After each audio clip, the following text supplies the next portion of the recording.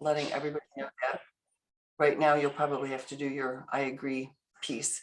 So we're welcoming everyone here today to the how-to guide training with Caprice Lawless, sponsored by the New York State Association of at the AAUP, American Association of University Professors.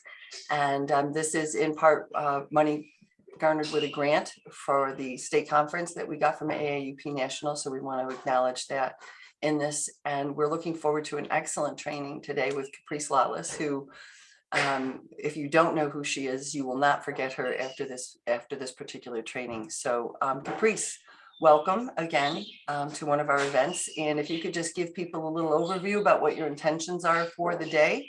Okay. And we will move forward. All right. Well, I've been teaching English for 20 years as an adjunct at Front Range Community College, and I have a background in journalism and marketing communications. So I come to activism with an unusual background, and I'm also mostly known for my unusual approach to activism.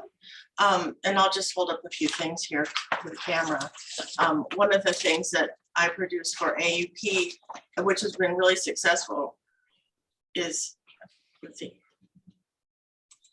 is the Adjunct Cookbook, which is a book that we created, very disarming. You know, it has all kinds of recipes that are food bank friendly, but on the other side of there's a recipe on one side, and the other side is information that cooks up trouble, details about the money in our system and who's earning what, and how it hints about how some of the dots are connected. And we also published the first ever adjunct coloring book, similar detail about our statewide community college system. So as I was getting ready to retire from teaching, I decided, people always come to me with all these questions like, how much do adjuncts earn? Who decides what we earn? How's our organization nailed together? Who's on our governing board? How are those people selected? How long do they serve? All these questions about the executives at the top and how much they earn, and why is that so, and who determines that, and all these kinds of questions. And I realized I was answering these questions over and over. And I realized that because academics are naturally inquisitive and they're excellent researchers themselves, that in a statewide system like ours, especially with 13 colleges spread out over a huge and mountainous state, all these people were going off and finding all of the information, but it was all scattered and atomized. And also people, you know, kind of had their own little bits of information, but nothing shared. So we needed a textbook, basically. I mean, I'm a teacher and I'm an educator, of course, as we all are. So I decided, well, what we need is a reference guide. We need a handbook that we can all share, that we have all the same information to get us all on the same page. So I decided to create this, the Adjuncts Guide. And for us, you know, because most of the faculty in the community college system are adjuncts, 44,500 adjuncts with 1,500 and rapidly declining number of full-time faculty, this was good. But the pattern that I followed could be followed by anybody, anywhere, in any system, but you need a committee, because I worked on this myself. I'd get up at 4, you know, I kind of tend to be possessed by my creative ideas. So I'd get up at 4 in the morning and work until about 10 and go back to bed for a while, because I was only at the time teaching 1 or 2 classes. So I decided I would teach other faculty groups around the country how to do this by making a committee and then scattering the questions across the committee, and then creating a book like this. So I've, and by the way, this book has been extremely helpful to my colleagues, because they've been able to use it in faculty meetings, in in tasks where they're assigned to write editorials, because what's happened is right after we published this, a state senator, actually the House Majority Leader and the Senate Majority Leader in our state legislature decided that they wanted to launch a bill to allow state employees to form unions, which we can't do in our state. If you can believe that, we have such an anti-worker state. So they asked us to start writing editorials and to come down to the Capitol and testify, et cetera, et cetera. So AFT sent an organizer to our state, as did AUP from national headquarters. So we were very, very busy with all kinds of advocacy writing, and consequently, everybody was using the Adjunct's Guide to great effect. So they're writing editorials, they're writing testimony, writing to their state lawmakers, and writing lots of briefs that then AFT and AEP put into small kind of like posters that they would put on social media. So it's been extremely useful and continues to be useful for my colleagues, which was like a dream come true for me. And so the way that I've designed it also, the back of the book, and I'll go through this during this session, the back of the book has almost 4 pages of references with live links, because this book is, we printed it so that we could distribute it on campus, of course, but also it's all available online on our AUP Colorado Conference website, so that all my colleagues can go back to those very same sources to get updated versions of all these nasty facts and deeply hidden statistics, and update the Adjunct's Guide for future iterations. So that's the background on the Adjunct's Guide. So that's what I'm going to be doing today. Any questions so far? Okay, so I've got a PowerPoint here. It's not actually a PowerPoint because PowerPoint itself cramps my style. So I have a Word document that acts like a PowerPoint. So let me open that up. So Sally, I guess I need to have you let me share the screen. Oh, You're all set. You should be all set. Okay.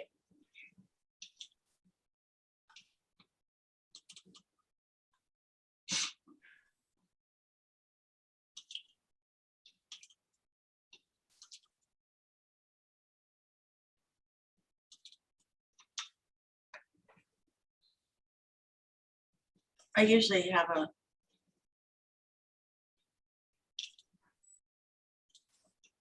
now, can you see that? No. No, okay. There's always this, I don't know how to get people to see my screen. If you have one computer screen, it has to be showing on your desktop, like as an active. Oh. And then you can do screen share at the bottom. But it has to be open on your desktop for you to be able to search it when you do the screen share.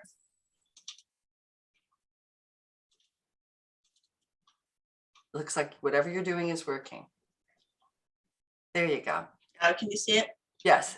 And Okay. then if you know how to go to the view piece, there you go. Okay. Now can you see it? Okay. Yes. Can Okay. everyone else see it? Is someone that cannot see it? I know those of you who are driving don't have access to this. So. Okay. All right. So here's the background on it. And why create a faculty guide? It gets all the advocates on the same page, literally, with the background about the institution. And I can't tell you how important that is, because everybody tends to have their own little pet information, which is fine, except when it comes to having a shared voice as a group, you need to have all the same facts, especially. It helps faculty connect the dots, who's responsible for the structure of the workplace, how changes are made to it, when and by whom. provides faculty with a ready reference for the arguments they want to make. Of course, I already explained. And this is extremely important because the dark state isn't just in Washington. It isn't just in corporations. It's in our own buildings, as we know. So a document like this reveals deeply hidden, stubbornly evasive answers. And a lot of this you can't access without knowing how to access and use the Freedom of Information Act. I'll get into this in a few minutes. Sheds light on capital expenditures in many cases. It publishes the wages of workers that are unavailable anywhere else in most cases. And so you'll know the reaction to our adjuncts guide. Administrators despise us more than ever. The administrators have told us that the adjuncts guide is toxic. It's full of misinformation, which is just the most telling compliment they can give us, because everything in it is public information. So there you go. It provides a reference with links to food banks and other social services sites that adjunct faculty need, and in so doing, it normalizes for the higher education community the necessity for those services among the sector of employees. Because the AUP is publishing this document, it puts the AUP in the forefront of the push for transparency, and in so doing, it makes a case for supporting the AUP through membership. So the book does a lot of things at the same time. So the steps to publishing the faculty guide: number one, inspiration. It's timely and necessary. Number two, conception. Puts all advocates on the same page, focused on the same specific questions. And your group has to develop these questions. And they're going to be different in every setting. The direction, the committee itself can become a resource. Implementation, the research, the identifying sources, creating Excel worksheets, writing answers to specific questions, and the committee itself it becomes energized, I imagine, because I certainly did. Production, the committee identifies sources for images, printing, and distribution. The committee identifies methods of distribution, and I'll get into this in great detail in a few hours, actually. So the audiences for this are internal, and this is important to keep in mind for anything you create. Other departments, faculty senates, governing boards, and of course your peers. I would say, I didn't list this here, but our peers are one of our primary audiences, because a lot of our peers don't know what we know, right? We all know something different. And then the external audiences, of course, the press, lawmakers, and taxpayers, and I should add in here students, of course. Consider your questions. Which will be the most powerful for advocates to know? I can't emphasize this enough, the power of your questions. And you want to avoid trivia, avoid gossip. You want to follow the money. You want to note vacuums. You want to note places that have gone silent, like our governing board meetings, if you can believe that, are almost secretive now.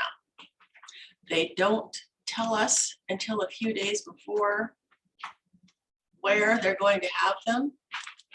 They advertise that they're generally at a certain location, but then usually right before, they often change where they'll have them. Which meetings have no minutes and why? I find it extremely interesting that our governing board meets almost every month, but not always, and that they meet for 8 hours, but their minutes are only 2 pages long. They meet for 2 hours in the morning at a buffet that has more fresh fruit than an adjunct will see in a whole semester. So I always encourage my colleagues to go because it's great. Food's great. Anyway, I find it, they meet for 2 hours in the morning and they kind of, it's just sort of a show and tell. And then they go into executive session, which I think is a violation of the Power of Sunshine Law, but that's something else for another topic, another conversation. But that's a place right for investigation. So anyway, question authority. And so here, just to give you an example, here is the table of contents for our adjuncts guide. So this gives you an example of the questions that people were always asking me. And so this became the table of contents for our book. Where is the Colorado Community College system? And we actually published a map, which I got from our website. Where actually is this system? We have like 121,000 students. We have 35 campuses, 35 to 44 campuses, depending on which day of the week and which map you're looking at and who is running their website. Who governs the CCCS and how are they chosen? How can adjunct faculty communicate with the governing board? What is the enrollment of the CCCS? And this is interesting because it changes from day to day, and that is something worth noting. I found out that enrollment changes depending on which agency the college is reporting to and what time of the year they're reporting. How many people are employed by this system and how many are adjunct faculty? How are adjunct faculty hours calculated? And that turned out to be very complicated, and I'll go into that later. How is my so-called professional rate calculated? Can my department chair cut my course load, claiming that the system's policy or declining enrollment? Will I lose classes or be fired from my job if I raise a complaint about working conditions in the system? I hope your gears are turning already. Don't all system employees receive regular cost of living adjustments? And I'll go into that, COLAs. What percentage in my pay increases what percentage in pay increases have the approximately 1,100 full-time faculty received since 2014? Have there been any pay raises to any system employees in 2019, 2020? How much does CCCS spend to pay its adjunct faculty? Won't my para, that's our state employees benefit, won't my para benefit add to Social Security benefit I have learned elsewhere? Most people don't know about that, how your state benefit is compromised, or your Social Security benefits are mightily compromised by two government programs. I'll go into that later. Who sets personnel policies and wages at each college? Who determines wages for adjunct faculty? And I know the New York State, the SUNY, I don't know. I looked at your website briefly, and I know there's scores of campuses, so I don't know how that works in your state system. Who determines wages for adjunct faculty? What is tiered pay for adjunct faculty? What is the average wage per class for system adjunct faculty? Who advocates for improving system adjunct faculty wages and working conditions? What are the system executives paid? What are the guidelines for shared governance in the system? Is the system broke, as administrators always tell us? Could the system use some unrestricted reserves to pay adjunct faculty a higher wage or an annual bonus? Where can system adjuncts get help with food, housing, and other essentials? So those are the questions, I think 21 questions that people were always asking. And so those became the heart of our book. So that is my teaser for you to come up with your questions. And so what you'll need to do is form a committee of dogged researchers, similar to a diverse collection of people like those. It helps if they are naturally inclined to keep sniffing. You can fill in little bits of information as you find it in the folder you make for each question. And I recommend that your committee make a folder, start out simply and just come up with some questions, make a folder. And then typically what happens is things overlap. So one question, in the search for one question, you might find a little bit more, and I know you know this with researchers, and you might stick it in another folder. What your committee will meet on a regular basis and be sending each other little bits of information. Keep digging. All of the information is useless regardless, and just keep digging. Of course, the thinking person will readily consider related issues as they read the brief responses you provide to your question. Even so, be brief in your answer and cite a source. In so doing, you leave breadcrumbs for the inquisitive to dig deeper. And so that's a natural response, especially to researchers like us. So what I think we should do now is take a break for 15 minutes, come up with a list of a dozen or so questions you think most faculty at your campus would like to have at their fingertips, but they don't have it. And there's usually dark reasons that they don't have that. Next, consider how having those answers might empower your colleagues. What might they do with the information? How might it change things on campus? Which questions would be most powerful in that regard? We'll come back in a few minutes and discuss the questions. Is that all right with you then, Sally? And I will stop sharing the screen now. That's fine. And for those of you who are driving, please don't write while you're driving. Right. But what we would invite you to do is take this time to think about some of the questions. Remember the most pertinent ones when you come back, if you're unable to, if you're not in a space where you can safely write. Those of you who are, please take this opportunity to do that. I'm gonna do the same, and we will come back in about 10-15 minutes. Right. Okay. Okay. Thank you. All right. Okay. I'll just. Okay.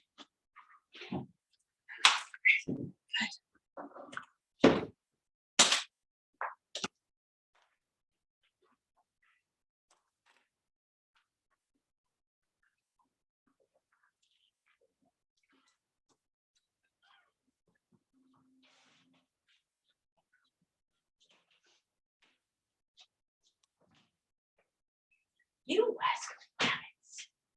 Did you think I didn't love you? Of course I love you. I just have to be in my meeting.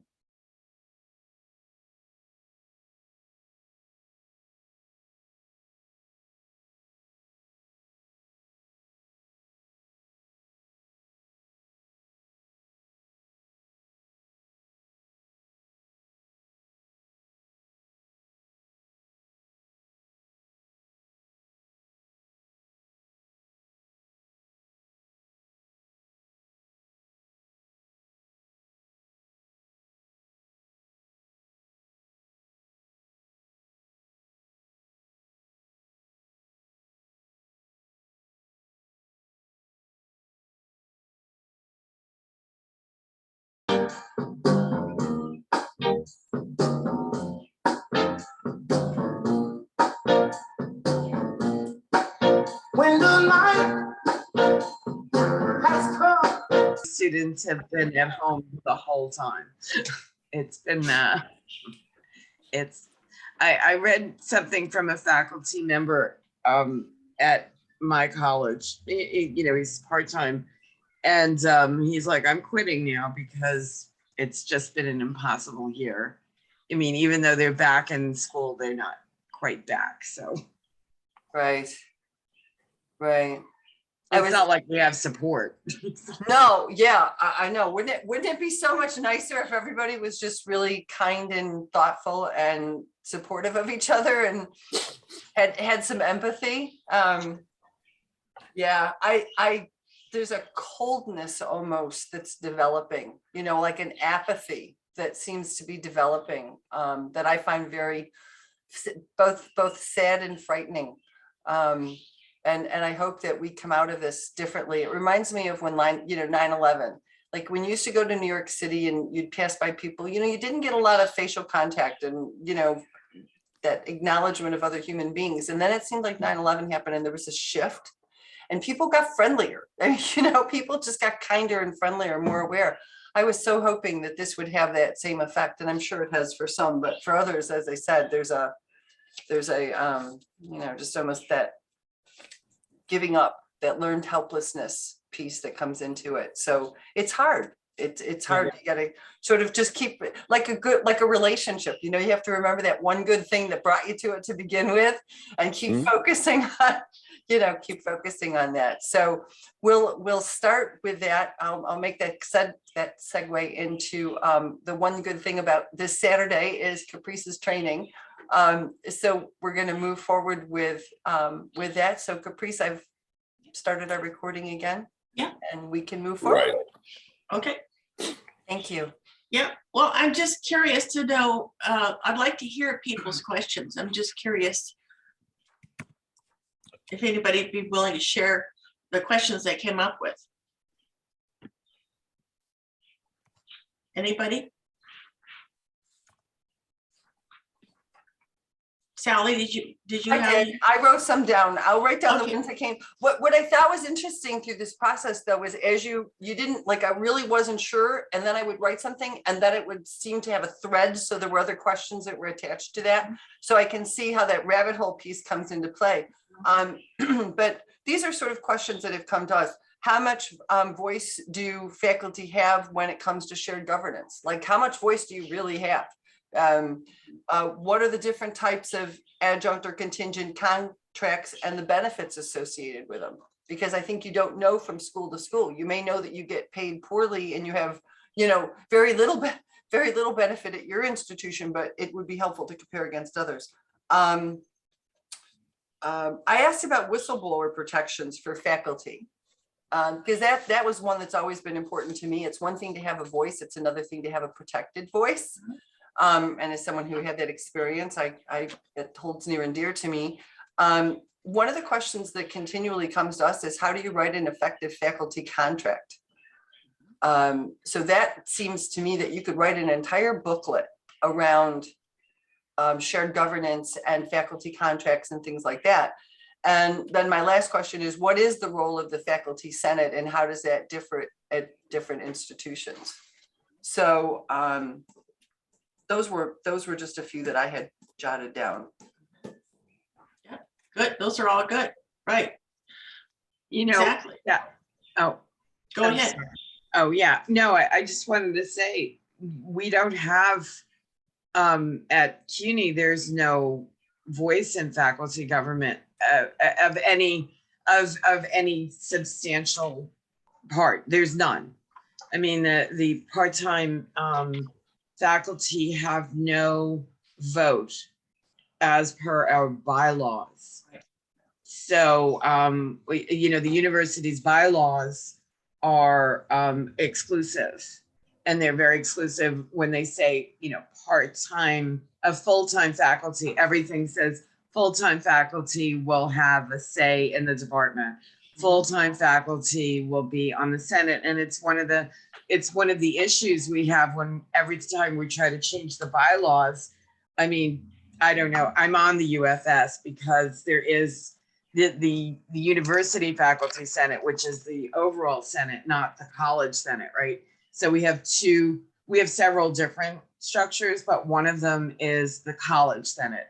My college senate at City College, because the bylaws have no place for part-time faculty, refuse to actually have a senator on the faculty. However, the overall university faculty senate, which is kind of the governing body for the broader 25 colleges, has a place for two part-time faculty members, well, one from each college, one alternate and one senator from each college, which is minimal considering that we're 55% of the teaching faculty, you know, or maybe actually more in some places, but we have no say. So the question I came up with is, why don't adjuncts or part-time faculty have any say in governance? And they have no say in governance, in curriculum committees, anywhere, like anywhere. It's though the university makes invisible, you know, makes the whole majority of teachers invisible. So it's really, I mean, it's extraordinarily troubling. Right. It's chilling. It's chilling, and it's by design. Oh Right. yeah, it's absolutely by design because you can see the language. Right.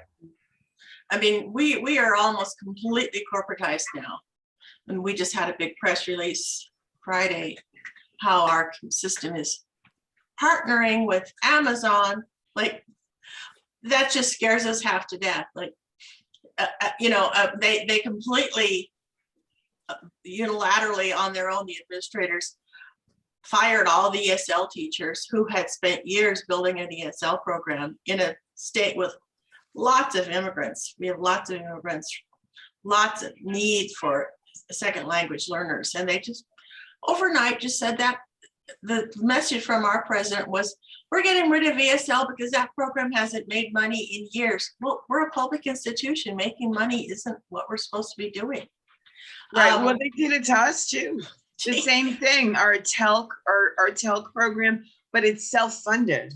Yeah. So that's the thing. It's like, it's self-funded. So all, we take the tuition of the students and pay the faculty and run the program that way. Otherwise, there's no, it's a private enterprise in a public institution. That's really what it is. And I don't think, ultimately that could probably be challenged legislatively. Right. So these are the kinds of things that you could explore in a publication. Like what, why, when, who said, how much, right? It's interesting because you're not the only one who has those questions, believe me, and it's worth exploring. That's very rich, very, very rich right there. Anybody else? I don't know who was speaking there. Was that you, Yvonne, or was that? That was Pamela. Pamela. Yvonne's the one who's in a car? Or is Yes. that- Yeah, and I think Chris is right now too. Okay. Well, and these issues of, well, we don't have a voice, and it's worth getting into the brass tacks. We don't have a voice either. We have a big giant governing board of all, bank presidents and people who run construction companies, that kind of thing. And, they don't care about poor people at all. They don't care about our students. It's clear. And we have two faculty members and a student, but they don't have any, they're just decorations. They might as well be gargoyles on the side of the building. They just sit in those meetings. They don't really understand what's being talked about usually. And you could tell, because I've been in many board meetings, they don't know what they're talking about, and they don't have a vote. And it's really a mess. It's really just a mess. So that's the kind of things you can explain in your book, right? And it's worth explaining. And also, I should tell you that in another book, the sequel to Adjunct's Guide, or in another publication, I also wrote a little book called How, When, and Why to Publish Press Releases. We're trying to run democracy on half the number of newspapers we used to have. So there aren't enough investigative reporters, so we have to do the work ourselves. So it's worth it to, when you create these publications, do send them to, I'm getting ahead of myself, but it's worth it to do the work here, because the work you do, your committee, you're doing the work of an investigative reporter, basically. So all these questions are rich. Think of the questions you have, multiply those questions by 1,000 or 10,000. So that's how many people have the same question. Yeah. Any other questions? Or questions about the questions? We're all educators. That questions are Chrissy, so I exciting. know that you're I know you're driving, but wondering if you have the capacity to just share while you're doing that, if you had questions or Yeah, one of the questions that I came up with, like, how do you deal with like what's the protocol for dealing with difficult chairpersons, and what is the best way for adjuncts to launch an effective rebuttal when getting a negative peer evaluation? Great. That is great. Those were my two questions.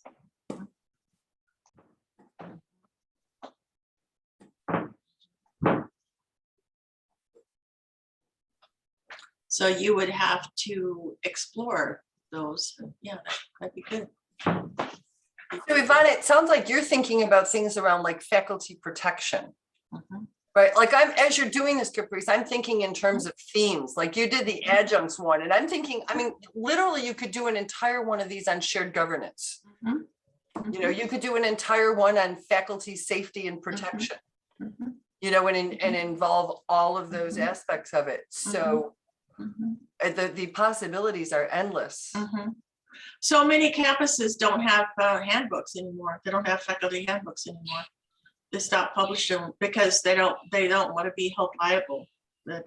They want to have a free for all. They want, you know, at our campus we call it policy by sticky note. You know, they just make it up every day. Hmm. Yeah. So Chris, Angel, are either of you available to, if there was a question that you had or a theme that you were thinking of? Well, one thing I had the chance to read the Colorado guide that we're basing our conversation on. And one thing that struck me when I was reading the end, and this is always a good question of what to ask for, because so we talk about contingency, and we also have to talk about precarity of adjuncts. So anything that would alleviate the precarity of adjuncts. So I know some in the Colorado guide, there's information about food banks and food pantries. Right. Bronx Community College just has a program that they're having for this month and next month, where anybody, students, faculty, or staff, can come in and get a bag of fruits and vegetables with that. And I think that's information can be very useful to have at fingertips in case since food security is a real issue, insecurity is a real issue. Right. You know, now, I mean, there's tragically quite a bit of literature now on homeless adjuncts, and that's an issue that we have to deal with. Them, and some full-time don't quite get that, but No. we're forced to deal with that reality. So what kind of social services are available to adjuncts would be helpful, I would think. Right. And I'd like to mention and introduce you formally. Angel is the chair of our Committee on Faculty Holding Contingent Employment for the New York State Conference. Oh, okay. So this is a really near and dear project, I know, to both of us because of our experiences as longtime contingents. So Nice to, yeah, good for you, Ed. I've taken adjuncts to food banks. Yeah. We try to normalize that here. Like, Right. let's go to the food bank and then we'll have coffee together, right? Like, we just try to Right. normalize it. Yeah. Absolutely. Mhm. It's a strange time in American life. It's just a strange time, and you just might as well normalize it, right? Yeah. And yeah, and I don't know if I did it in the adjuncts guide, but we also help people hook up with low-income energy assistance programs, and you know, help with their utility bills and all that sort of thing. Yeah. Yes. Yeah. And even the process of coming up with questions, especially in a group, like look at the process just in this small group of us this morning. Like if you know, we all come up with more questions. I love questions, of course. We're educators, we love questions. And the committee, when you have a committee, if you have a faculty guide committee, the committee itself, that'll become an energetic thing. And then the way it worked for me, like one question would come, and I think, oh, I've got to answer that question. You know, it became I became obsessed with my little publication. Yeah. Yes. Very satisfying, and writing down the answers is also satisfying. And you realize at some point you're the only one in the state doing that work. You realize, and then you become extremely I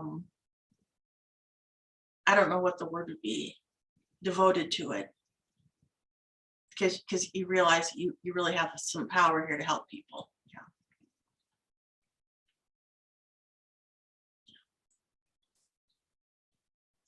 Did you want to screen share again?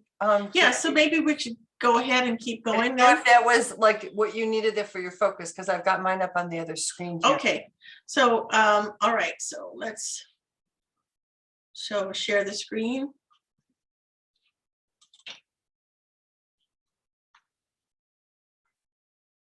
Okay, can you see this now? Mhm. Okay, so now we're going to get into more detail. I want to be real clear here.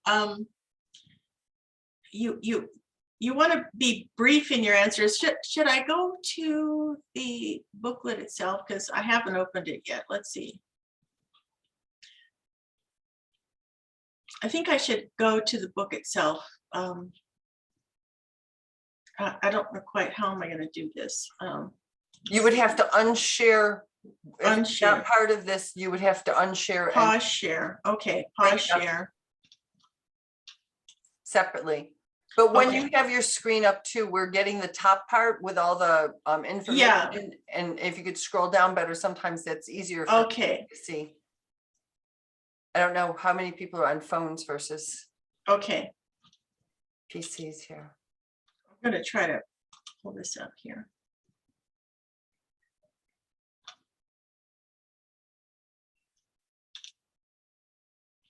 You'll Okay. have to stop screen sharing this one and then start screen sharing the other one if it's a separate document.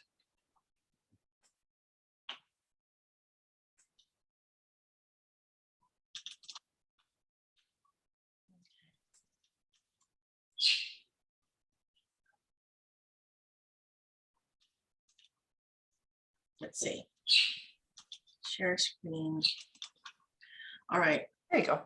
Can you see that one? Now, I don't know how to, I don't know how to get rid of all this stuff up at the top, Sally. I don't know either. I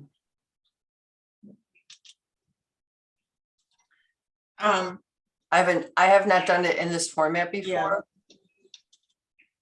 I probably, if you do full screen, like if you allow for full screen at the top, way up at the top, the one next to the X, you don't want the X, but that one, right? If you do that, that should make it bigger. That's a little bit better. And then depending, it's at 80%. So whatever works for other people, I can adjust mine. So others are, Angel, what does it look like to you? There we go. Is it bigger? Smaller? You know what I'm looking at? Well, it's yeah, a little smaller. Well, it looks okay now. Okay.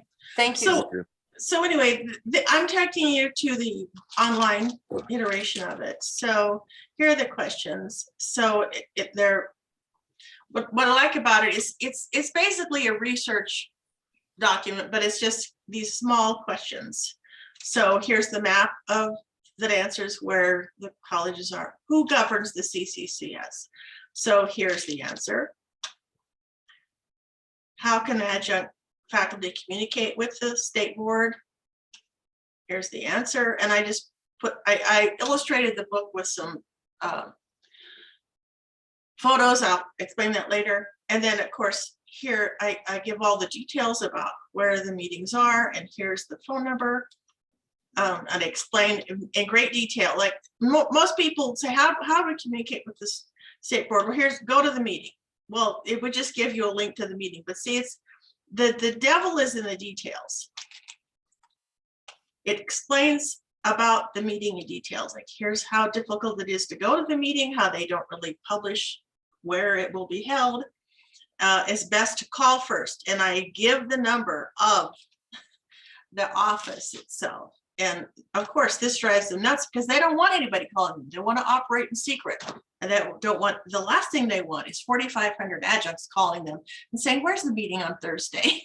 But of course, that's what we did. And of course, this is why they hate the AUP so much, because the AUP is acting like the public they serve. So, but it's important to provide details like this. So what we're living through right now is this nightmare, and we all have lived it. Let me send you a link. Or visit our website, You know, like, I don't visit anything unless somebody's offering me tea, wine, or cookies or something. Like, I'm not going to visit your blankety blank website. Give me some information. So the power of your book is its specificity. Be very specific. Talk about the board meeting itself, how it works, right? All this detail is very rich and compelling.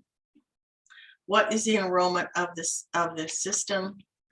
It varies by document and date.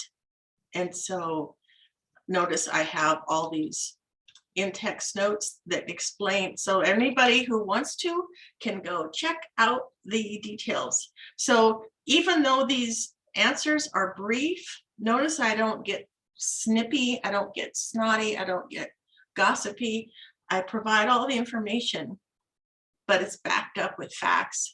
It's backed up with in-text notes, so anybody can check where I got the information. So you can do the same. And this is where we capture the duplicity and the sort of the idiocy of all these overlapping top-heavy organizations and all their crazy lists, right?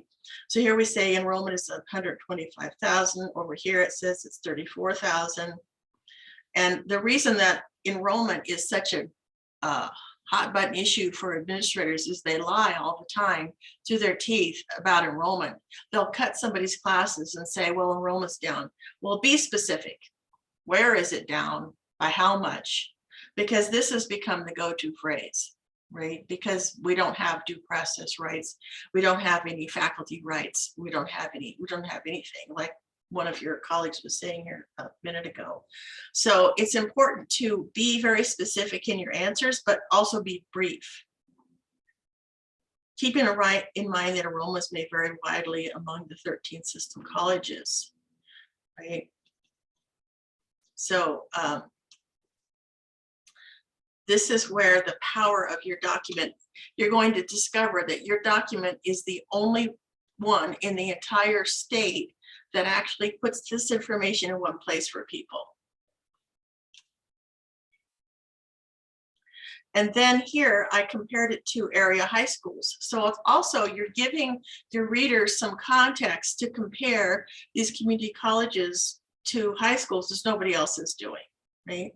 And this term flexibility needs to be explored because really it's now disposability of adjunct faculty, and of course that means people's lives. You know, even these terms, faculty and workforce. Well, let's get more real. Let's talk about people's lives.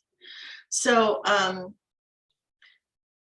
so this is why I went into, and this took a long time to go through all the different audits, and I'll get into this later. I went through the annual audits for the last several years, going back to 2014, to see how they reported enrollment all those years. So we can see. So when somebody tells you in 2021 enrollment's down, well, from when? Because from 2017, it's actually up. So this is the power of your book. And this is why administrators are going to hate your book so much, because you're catching them with their pants on fire, right? So, and then also it's powerful to go through by head count to each of the colleges in the system. And of course, this took a lot of time because you had to go through all these audits. Notice I have all this came from the audits themselves from the past 2015. Caprice, I have a quick, yes. is it okay if I ask a question? Yes, go ahead, anytime.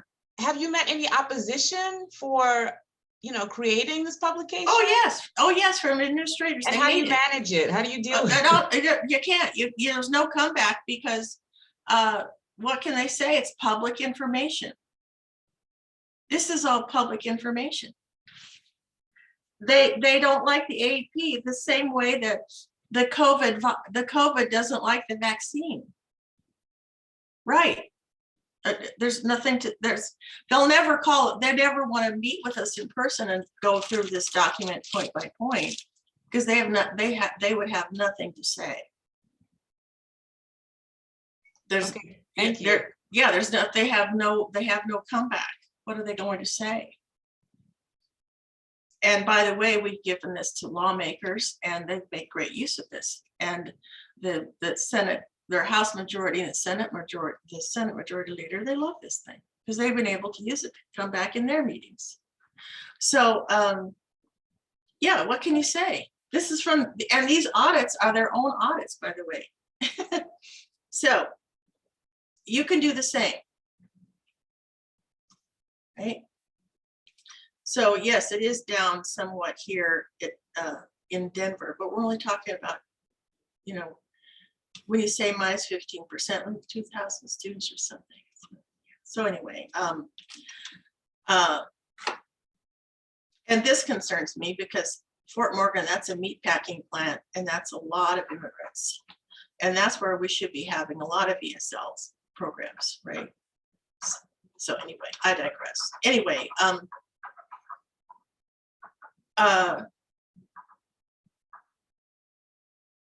and here's a little aside here, and we'll get into this letter. NCES, the IPEDS, NCES, their statistics.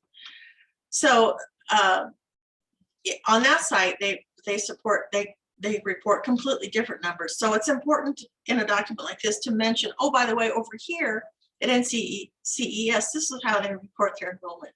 So this is why it can be confusing. And also the administrators hate that too, but that's what I had to do, right?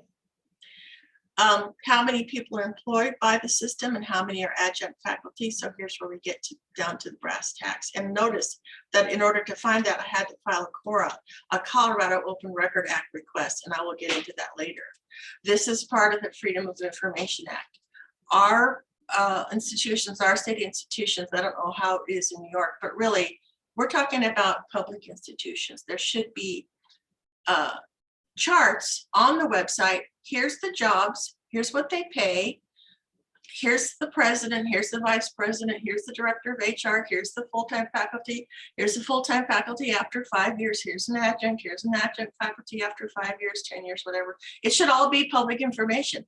It isn't.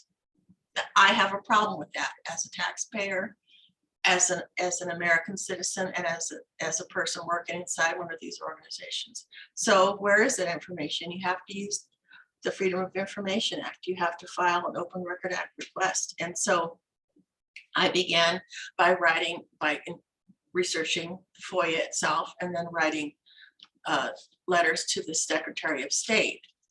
Finally, I wrote so many Open Record Act requests that the state system, the Colorado Community College system, finally appointed one of their staffers to be a so-called legislative liaison. Now I send them to her. What are they? They're 2-sentence letters. Dear Fiona, please provide me with the salaries for all the presidents and vice presidents in the Colorado Community College system. Thank you. They're just two-sentence letters, but I'll send these every so often. Anything we want to know, which we can't find on their website because their website's basically now just fluff, you have to file Open Record Act requests, and you can do the same thing.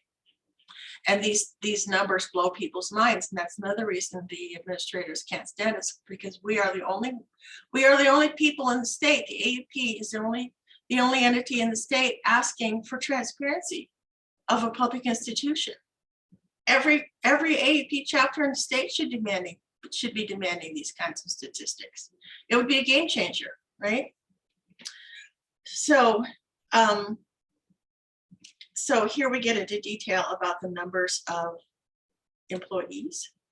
And I have a problem also, I have to tell you, with the audit itself. And I think some of you are familiar with the fabulous Howard Bunces. Howard Bunces is a very highly regarded member of AUP National. He used to be the vice president in charge of the collective bargaining units in the AUP. He is a PhD in finance and also JD out of the University of Chicago. So he is now a professor at the Eastern Michigan University, and he can, under contract, he will do financial analyses of your organization. And he recently did one for our organization, the Colorado Community College System. And it's just mind-blowing, all the money that they are sitting on. He actually did one for the all the public institutions in the state of Colorado as part of our recent legislation. And he found out that the state institutions in Colorado are sitting on, I hope you're sitting down, more than $4 billion in unrestricted funds. And meanwhile, they're going to the taxpayers and saying, we're all broke. We can't pay our faculty anything because we're all broke. They're sitting on more than $4 billion. Yeah. They're taking in more money every year than they can spend. They've raised tuition every year, telling people they're broke. It's just a crime. It's a crime. It's a crime and a sin, I would say. So if you really want to get down to brass tacks with your organization, get in touch with Howard Bunces. The audits, the problem I have with them is in terms of total employees numbers, CCCS does not categorize its highly segregated and defined terms of employees in its annual audits. They just have these pie charts that just say we spend 40% of our budget on instruction. Well, that can include 20 or 30 vice presidents. I don't know, but it's not going to the instructors, I'll tell you that. So I go into a lot of detail here. This is another reason that the CCCS finds this publication so damning. The thing is, and as an advocate, as an activist, it's good. It's good that the CCCS has a problem with this publication, because I am the love child of Martha Stewart and Abby Hoffman, right? I'm supposed to be making people mad and then make them a cupcake and hope they get over it. So this is why I say file a Colorado Board request, and I will later on in this session I'll talk about how to file the Open Record Act request. So this is an up close portrait of how administrators are eviscerating professoriate. How are adjunct faculty hours calculated? So this is a live link, I thought it was, to the IRS guidelines. In 2014, the IRS, under great pressure from various faculty advocacy groups, decided that they should actually come up with a standard. So they had a lot of meetings in Washington, and under great pressure from lobbyists, in the higher education lobbyists, they decided this, excuse me, and I include a link in the book, and in the, you can look it up online, it's in the citations, that they would credit adjuncts nationwide. This is the standard now, 2.25 hours per week per each hour spent in the classroom, plus 1 hour. So this basically means for a 3 credit hour course, an hour and 15 minutes twice a week. So it comes up to 7.75 hours per week.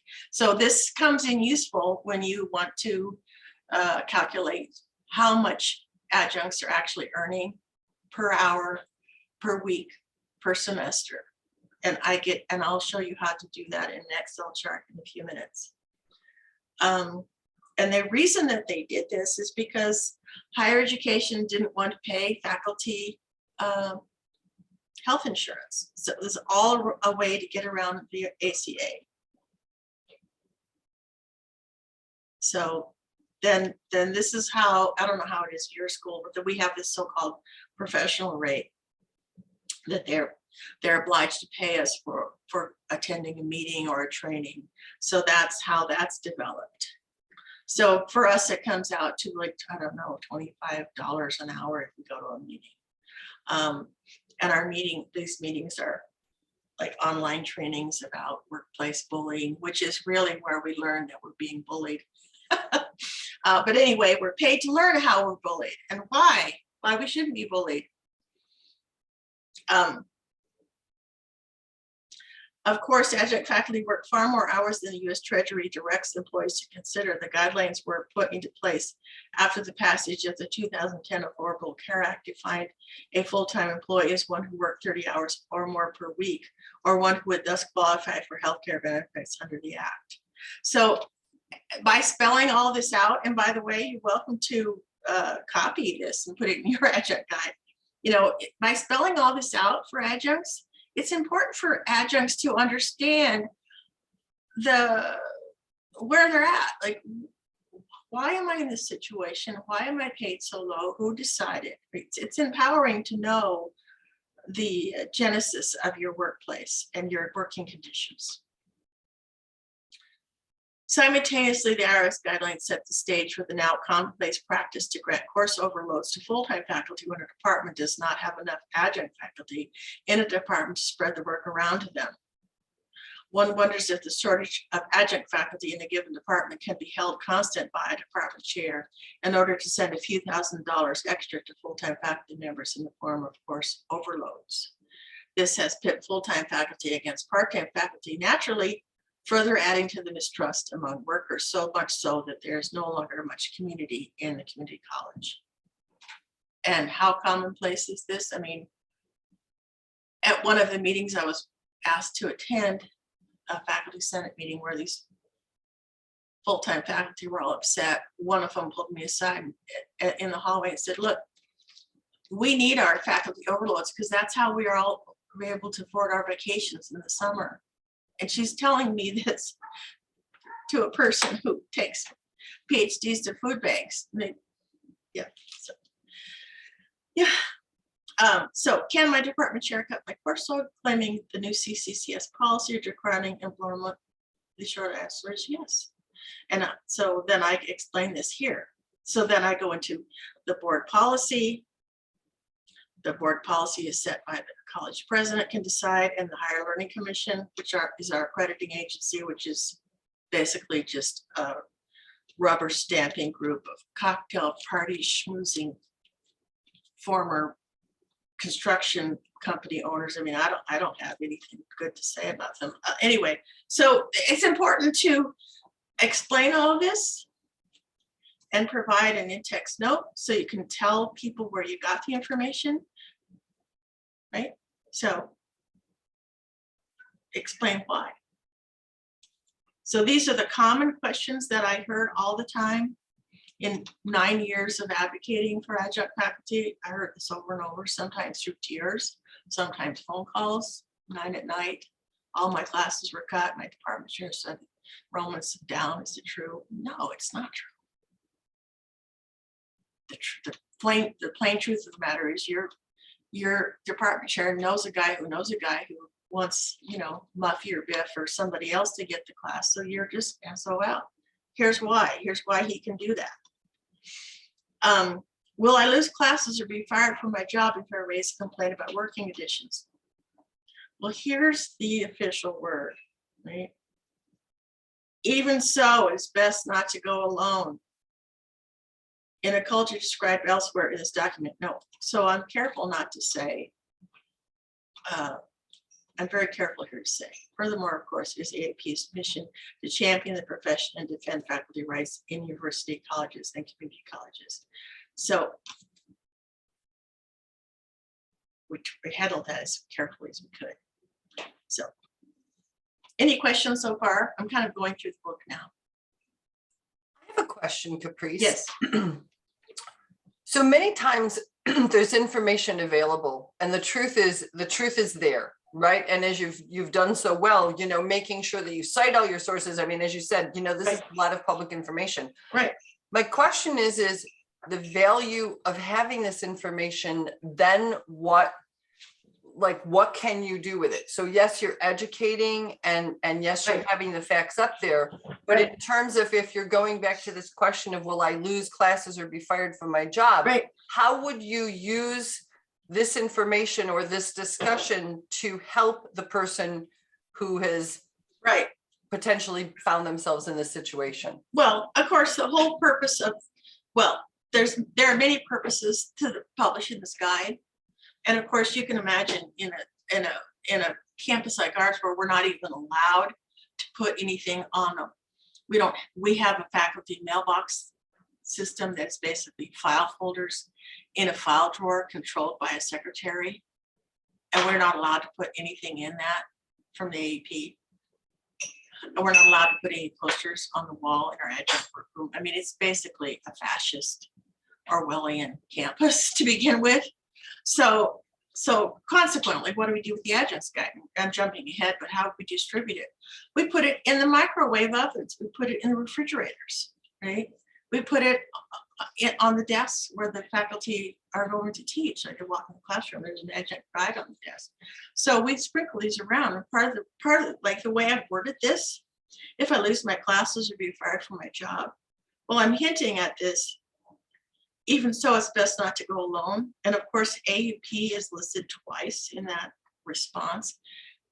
The broad hint there is you better call the AUP. You better join the AUP. You better contact somebody in the AUP. And that's why I put my name in the front of the book, my contact information, right?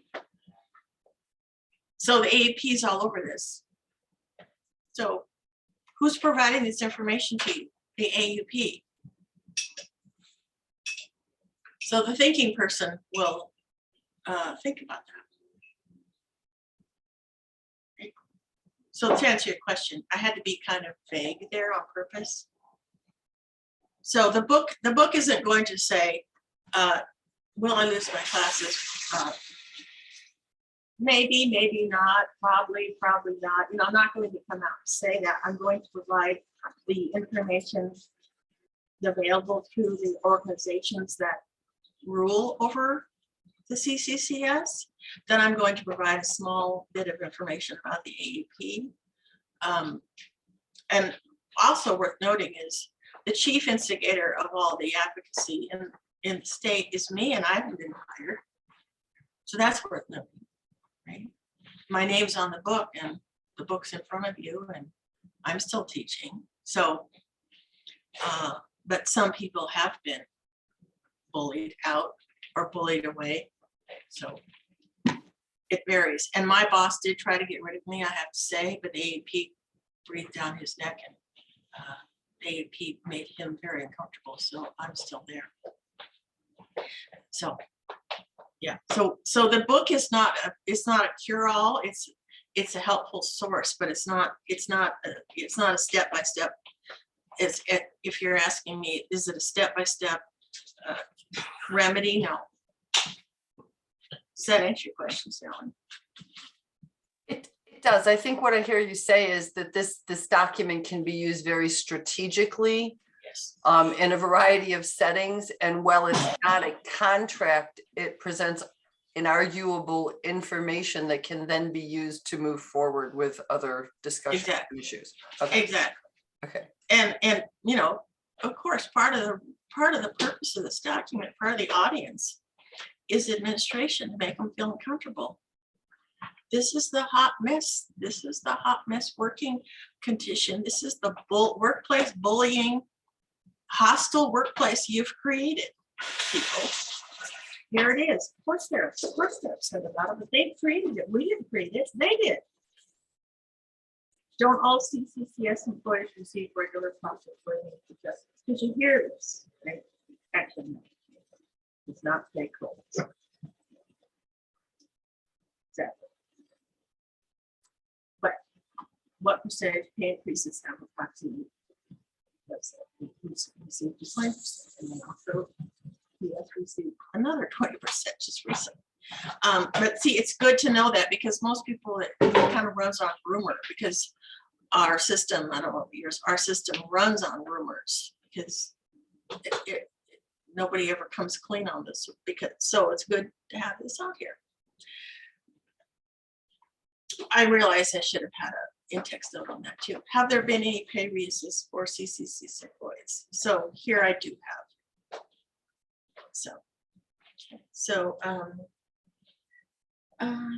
So here we have this detail on that, and this is also good to have. And I got a lot of, I don't know if you follow Inside Higher Ed. Inside Higher Ed was really good with coverage on the CARES Act and all the millions that were flowing through. And so I've got that here. And then it was great because this chart that Seltzer developed, you could actually go in, and I went in and worked it. And then I went ahead and created this chart in Excel and published it here. And this is another thing that that administration was mad about because they didn't want anybody to know all this. So I actually used all this and published a press release on that. All the money that was flowing in, and they hated that too, by the way. But that's okay because we have to do our own journalism here. So here's all the money that we got for each of the colleges. And also what was interesting is that most of it was going to institution, not students. But interestingly, whenever the CCCS wrote its press releases, they would say it's all going to students, but actually just a small amount was going to students. Most of it was just going to whatever they wanted to spend it on, surprisingly. So that was interesting. And it was good to have this published in the adjuncts guide, because then people could question their administrators about it. Like, hey, well, we got 16 million, where's that going? And of course it made administrators uncomfortable because they didn't want to have to answer that, and they didn't. But it's empowering for faculty to know these facts and to have it in black and white. And so that was good. And then here's a list, here's a link to the press release I wrote on that. It's just mind blowing all the money that came through.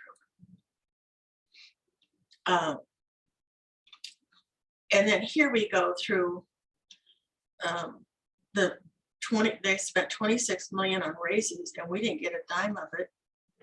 This made them very angry, this page. And I don't know why they were so angry, because that was published in the audit. And I like these pictures. By the way, I'll show you where to find these pictures. How much does the CCCS spend to pay its adjunct faculty? And this is right from their own audit. And each year, approximately 40% is spent on instruction, such as depicted here. But see, they don't delineate, well, who is this instruction? Is it the vice presidents for instruction and the full-time faculty and the part-time faculty and the, what exactly? But they don't delineate this. And by the way, the audit is not a budget. It's just, the audits just are, I don't know if you've ever looked at your audits. I find them fascinating. They're just an explanation of where they park the money at the end of the year. And it's kind of like showing where people shoved all the money in which socks and which drawer. And I've got, fortunately, because of my other background in marketing communications, I have friends who are from finance offices, like in Excel and in Quest and big corporations downtown. And I show them these audits and they just howl like, what? So that's fun for me to have their input. So they've helped me understand, like, Caprice, do you realize the governor just gave your system president 100 million? It doesn't really explain that here. Thank you for telling me that. So, I can use that.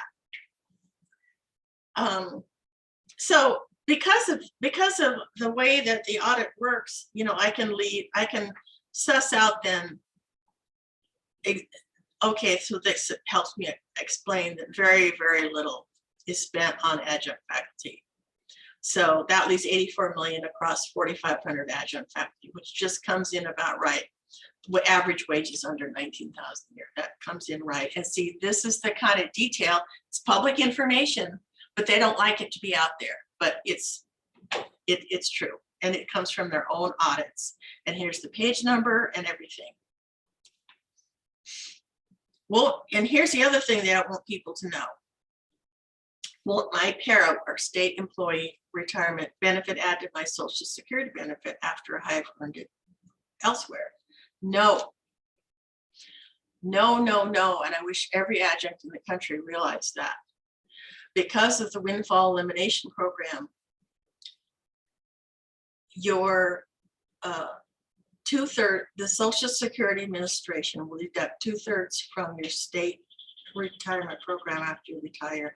Very few system adjunct faculty are aware of this issue, and so are ill prepared for a big surprise once they retire. It would be best if HR officials explained this to new adjuncts when they are hired. It does not affect workers who have spent their entire careers working for the system or for the state of Colorado. It radically affects retirement benefits for those who straddle jobs inside the CCCS and outside of it, as most faculty are forced to do to make ends meet or try to meet. So the windfall elimination program or related federal government program are in the news lately, and I know a few lawmakers have been trying to overturn that. It affects firemen also. Anyway, people need to be aware of that, and that's another reason that the administrators don't like this, because this is the only report I've ever seen that explains this. And the only reason I know about it is because I asked about it. I asked my own tax accountant about it. So who sets the personnel policies and wages at each college? Each college president. And this is important to know because a lot of people think some governor or the state legislature. No, it's your college president. And I have been in meetings where some adjuncts say, well, can't we get a raise? You'll have to go to the state legislature for that. Our own college president lied to us and told us that. He said, my hands are tied. He was lying through his teeth. Who determines wages for the adjunct faculty? Each college president, according to the state board policy. And then here I list the board policy itself. Any questions so far? Okay. What is tiered pay for adjunct faculty? And so this is just they came up with a stupid tiered pay. It's $1 a week difference.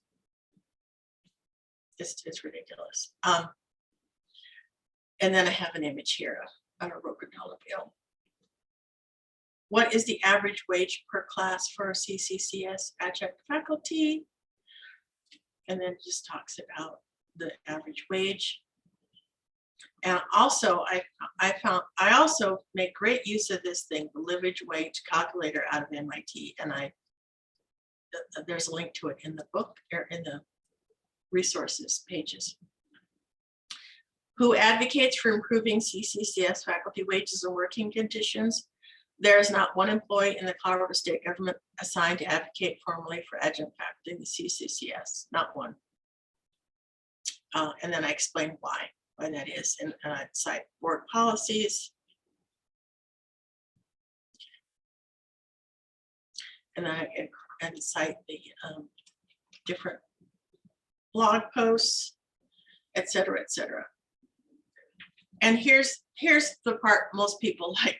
What are the CCCS executives paid? The total annual cost of wages and benefits for scores of executives, more than $8 million. Now consider this, the Colorado Community College system is mostly just buildings with teachers in them. We don't have football teams, we don't have marching bands. No, they're just commuter campuses. There's a few rural campuses. I've been to them. They're basically high schools with dorms, like 600 students. It's nothing. Anyway, we're mostly just buildings with teachers in them. So in order to find this out, I had to file CORAs, of course. What are the guidelines for shared governance? And I'll show you those. I'll show you in the appendix. I list all those. And here's so-called shared governance, those bodies and how they're set up. We don't really have shared governance. We have a pretend shared governance. We have these faculty senates that are only advisory. That basically the administrators decide what they're going to do, and they notify the faculty senate and the so-called adjunct council, and they're just sort of told about them is all. Is the CCCS broke? As administrators always tell us, the CCCS is most certainly not broke. And then I cite some audits, the management discussion, etc. And then I talk about Moody's AA3 rating, which is something I learned how to do from Howard Bunces at AAP. Could the CCCS use a portion of its unrestricted reserves to pay adjunct faculty a higher wage? Absolutely. And I cite their own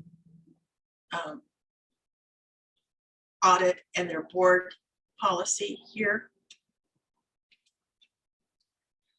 Where can CCCS adjuncts get help with food, housing, healthcare, car repair, utility bills and clothing. And so then I have this whole section here on food. And I talk about one of the food banks and how one of the colleagues went to one of the food banks on campus and was yelled at by one of the administrators because she said, that's for students. Horrible. And then I talk about housing here. And one of the things we do on our campus is the AUP chapters hold adjunct survival workshops. And we get the county and city officials and state officials to come in and explain how to sign up for food stamps, where the food banks are, how to sign up for Section 8 housing and all that sort of thing. And that's been really helpful. And that's how I found out too about some of the retirement problems. Healthcare, utility bills, car repairs, clothing. We actually had a little recessionista, fashionista outing. We went to some like used clothing places, and we just had fun. We went out for a drink and went shopping for clothes together. Anyway, links to human services offices, and I list all the different places corresponding with the different 13 colleges in our state, with big state. And then here is the tiered pay matrix and how that works. So this is, I used Excel, and I'll go into this in a minute. Excel is your friend, and I'll go into this. I've got some worksheets to show you, but it was important for adjuncts to have it published in one place for the different steps to see what you're paid per hour, right? Per credit hour. Okay. And what that comes out to, the power in this is what you're paid per week and then per hour. And the difference, but for all their value for the tiers, it's $1 a week. So after you've been there for 5 years, there's nothing after 5 years, there's no advancement whatsoever past $29 per hour for teaching your class. And so the course administration doesn't like that either. I mean, this is really damning, this kind of detail. And this is all from their own documents. So then here in this appendix is all the detail from all these vice presidents and presidents. By the way, in 2014, we've had several bills that failed before the state legislature. In 2014, our equal pay bill failed, and immediately after that, the CCCS hired 1,100. That's right, 1,100 more adjuncts, and they hired 20 more vice presidents. So now in a 13 college system, we have 64 total presidents and vice presidents. What on earth they're doing, who knows? But here's a list of all of them and all their wages. And there's so many vice presidents, it's unbelievable. I think we have more than 40 vice presidents. And so here's what it's costing taxpayers.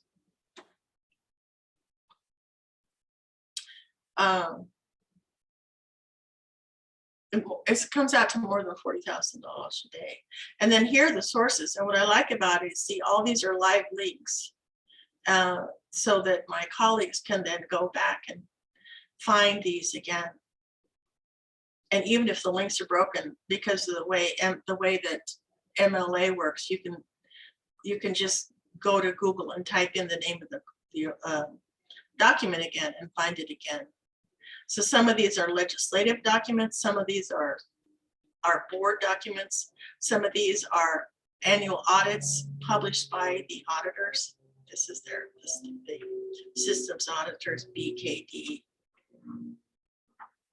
Some of these are from the CCCS website itself, and sometimes they're the old website that they forgot to take down, which I love it when they do that.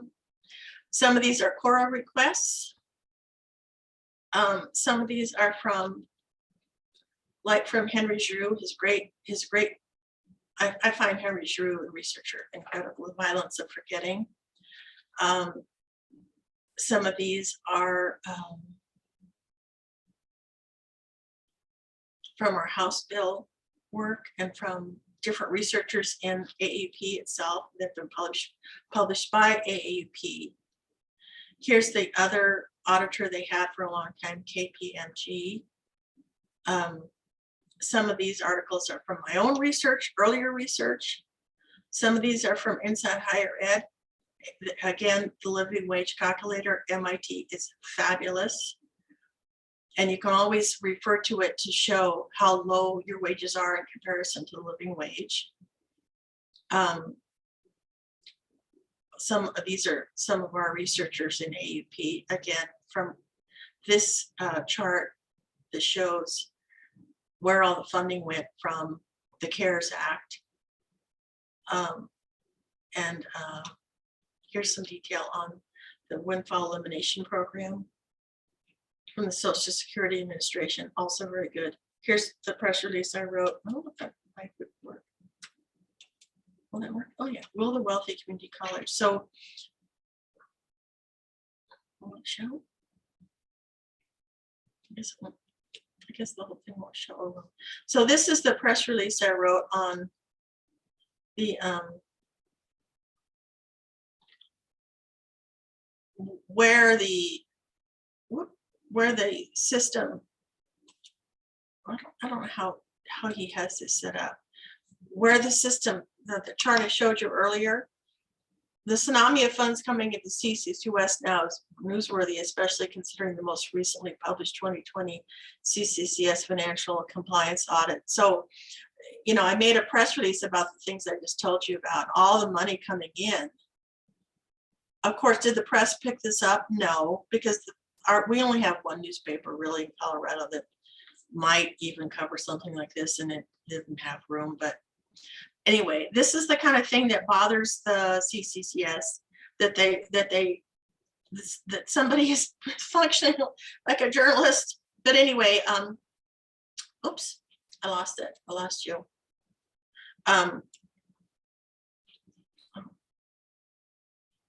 Sally, I think I got kicked off there.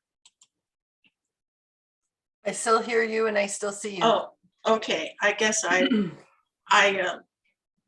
got off of the document somehow when I went off to that Zoom. Okay. Check your ribbon at the bottom. Oh.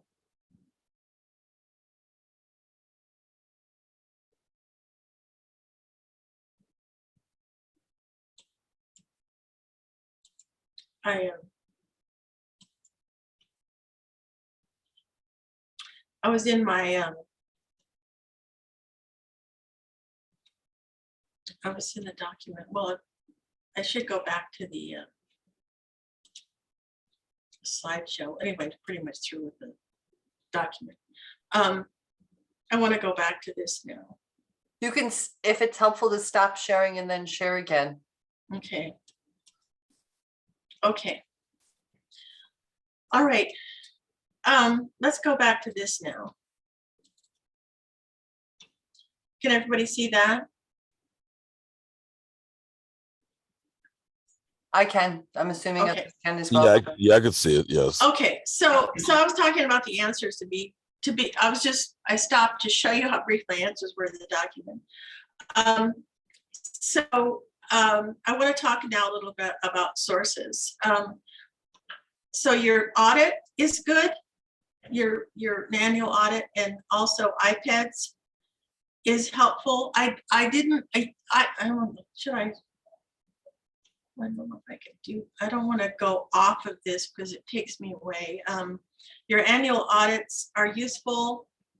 They take a while to get used to reading, and I would caution you, don't try to be a accountant. Let's see, I do want to go off and look at one of those, but I'm afraid to lose you. How do I do this, Sally? I want to go off and look at one, but I don't want to. You should be able to click on it and Okay. it would come up, or else I can bring it up. I'll do it. I just don't want to. Okay. Can you see that now? No, it's still on your original document. So I think you would have to stop share this one, and then that would have been opened in a different screen, and then you would have to share that one. Okay, let me see. Okay, let's see.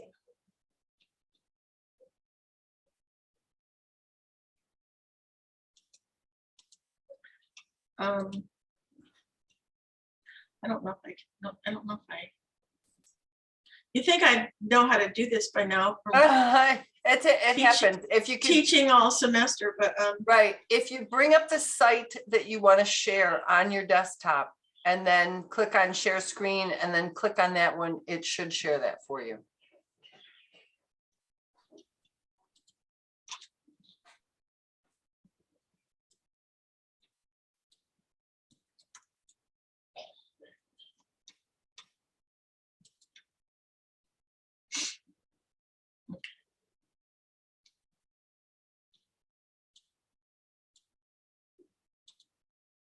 okay, so I'm going to do a share screen.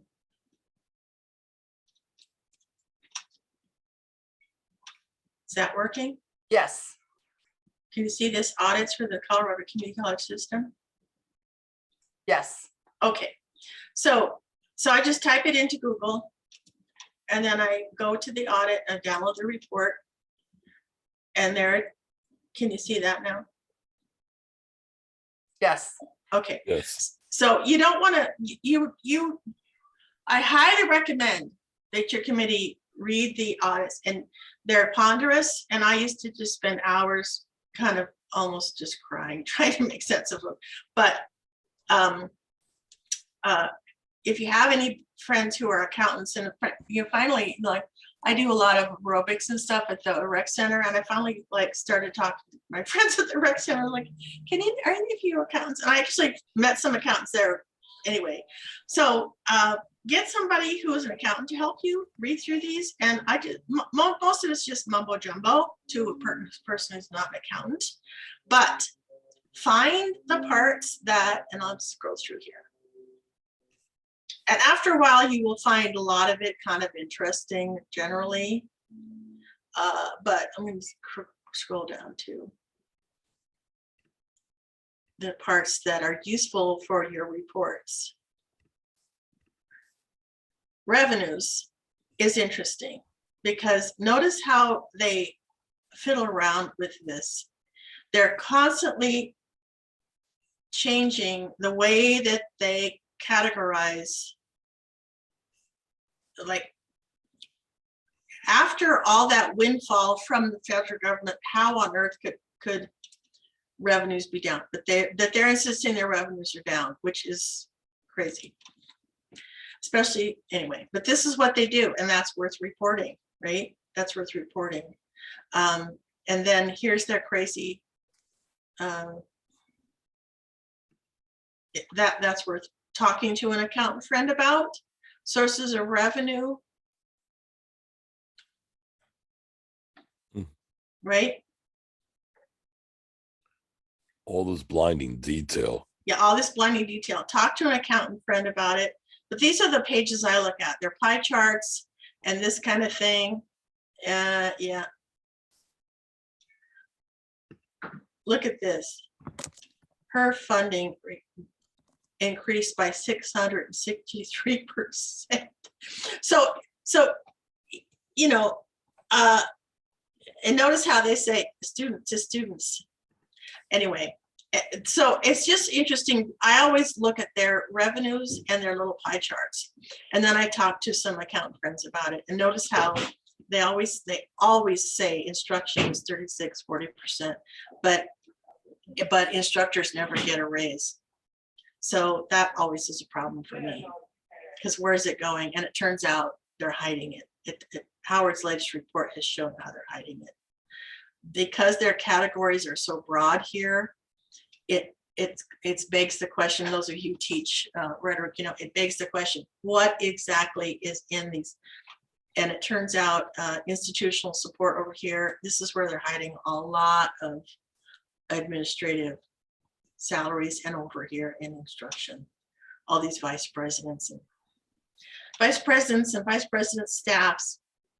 Anyway, so I recommend looking at the audits, definitely. All right, so now we'll go back to iPads. I'm gonna get out of this. So now I'll open this up. Can you see that now? No, Oh. no, Yes, the iPads.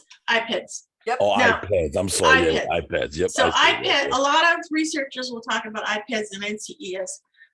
It is very cumbersome, and you know, it says use the data, find your college. I found a few things on here, but it's extremely cumbersome, and the topics are strange. But have at it if you want. But for my purposes, it's so inside baseball. It's so inside baseball. For example, I'm just going to type in something. I'm going to type in something for you. I'm going to type in. Oops. I'll just type in my college. It's not. I'm just going to do it because I don't even know our zip code.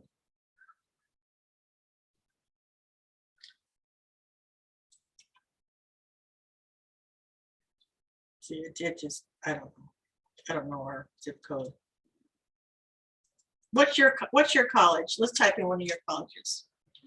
What's your college, Sally? Well, let's use Bronx Community College. I know Angel's on here. Jeff Scott Monroe, Jeff Baker's joined us. He's from Monroe Community College. So either of those, let's use those. Let's do Bronx Community College. What in, let's see. I'm sorry. What's your zip code there for Bronx Community College? Oh, good grief. I got to look that one up. Hold on a second. And I got to do a special trick just to get it online. Hold on a second. I'll be with you. Bronx Community College. It is 104. 104. Good grief. 10453. Okay. And is it a 4-year, 2-year? 2-year. 2-year.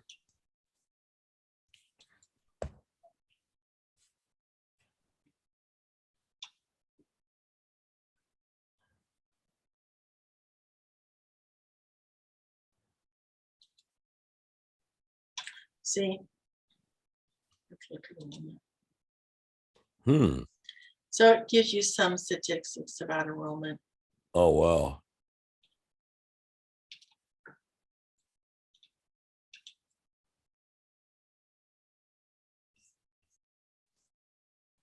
It's very inside baseball, and I think this is the kind of thing that they use for applying for grants and that kind of thing.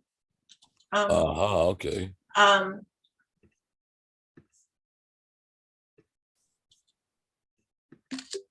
Net price, that kind of thing. Anyway, I only used it to compare what the CCCS was talking about enrollment for iPads compared to what they advertise on their website. It was about on the website their enrollment was twice what they reported to iPads. So I found that kind of interesting. Anyway, that's iPads. So you can get a few things from there, but for short, concise answers that aren't so weedy and inside baseball, I prefer to use audits and my own research by following Cora's. Let me go back to my document now. Governing board minutes are useful. If you can get anything from them, they usually don't say anything, but the governing board documents themselves, let me go to the CCCS website. No, I'm not going to do that. Secretary of State records, that site has been changed, but your own Secretary of State, every state's different, but for a while, our Secretary of State, is worth exploring your Secretary of State's site, because ours, for a while, you could look up the different lobbyists, and I could probably find this out if I made a call down there, but they keep changing their website. You could look and see what they have spent, what lobbyists which lobbyists work for your institution and what your institution spent paying that lobbyist to fight whichever bill you had in the works that year. So I found out, for example, that the CCCS had paid its lobbyists $132,000 to defeat our two bills in 2014 and 2015. So that was useful. So now I want to talk. So those are some of the sources. And this is, but mostly I used Excel.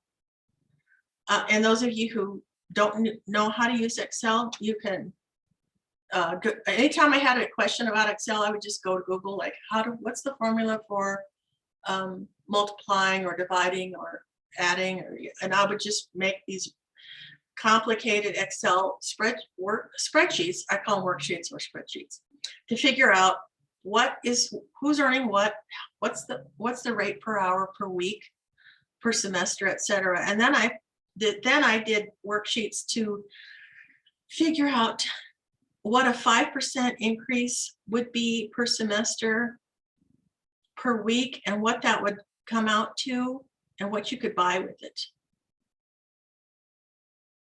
Okay, so, and from that I made a poster, and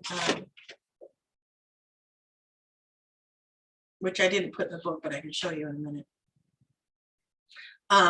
But this is the kind of detail that's much more, makes it real, right? So if you're, because administrators like to get in front of the camera and say, we're giving everybody a 5% increase. Well, that sounds great if you're doing $50,000 a year, but if you're only earning $2,500, what does that mean? 4 cans of cheap cat food a week, right? Or even a 20% increase if you're only earning $2,500 per course. Well, that's one oil change, right? That kind of thing. So use Excel to make things real, right? Okay, so let me get back on camera.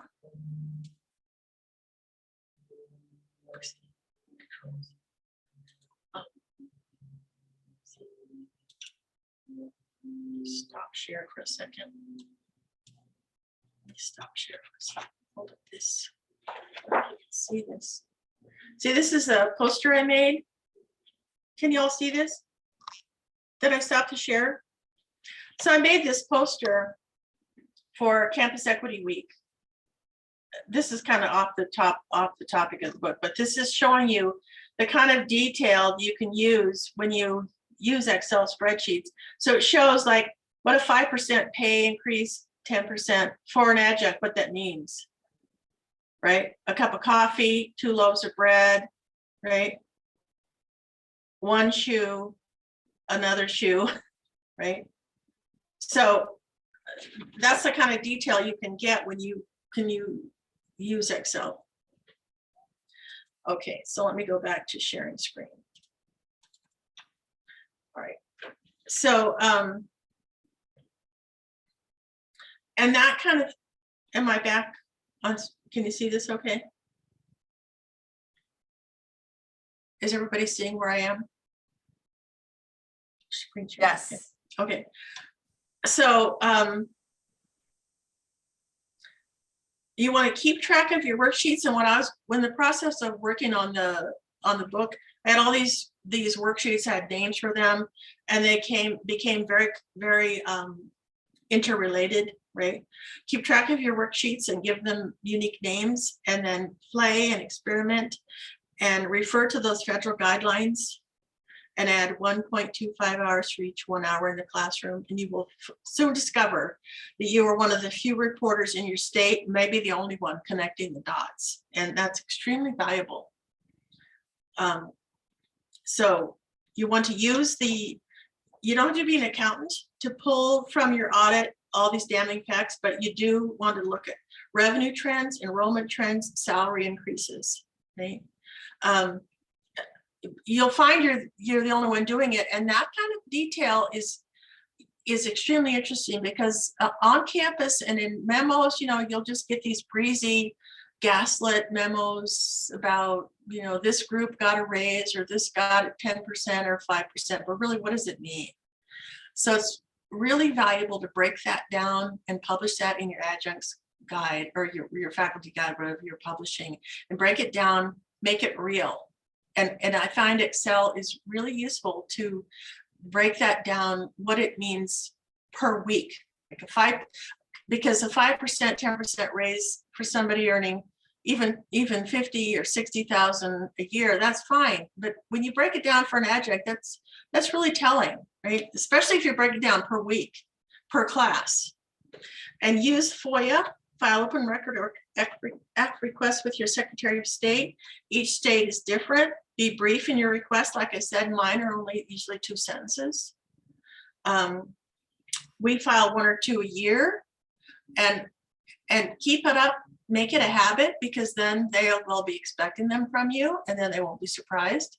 And it becomes a habit for them to respond to them, and keep at that. If they say, we can't provide that at the time, like they did to me 2 weeks ago, say that's, I say, well, when do you think you can be getting that information to me, Fiona? Because we need it for our research. And, you know, I'm always pressing them, because the admin response is typically not only no, but hell no. And then you just have to keep pushing back.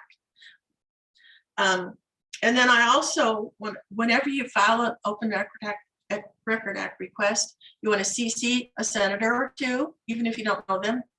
Copy a senator or a representative, and copy your chapter president, or better still, your AUP conference president. Excuse me, let me sneeze just a second. I'm allergic to work. And maybe everybody on your executive committee, because then it makes the work more public. This is how we've been able to find out all the detailed information about all these presidents and vice presidents. And don't you know that in the adjuncts guide, that's the only place that's ever been published. And that's partly why they don't like the AUP, but that's okay. The COVID doesn't like the vaccine either, right? That's okay. And I keep pressing on my friends and my colleagues in AUP, don't be alarmed when people say, well, the admins don't like the AEP. Of course they don't like the AEP, right? Of course they don't like the AEP. The hoodlums don't like the Southern Poverty Law Center either. That's fine with me. I'm glad they don't like the Southern Poverty Law Center. I'm glad the hoodlums don't like the ACLU either, right? That's our job.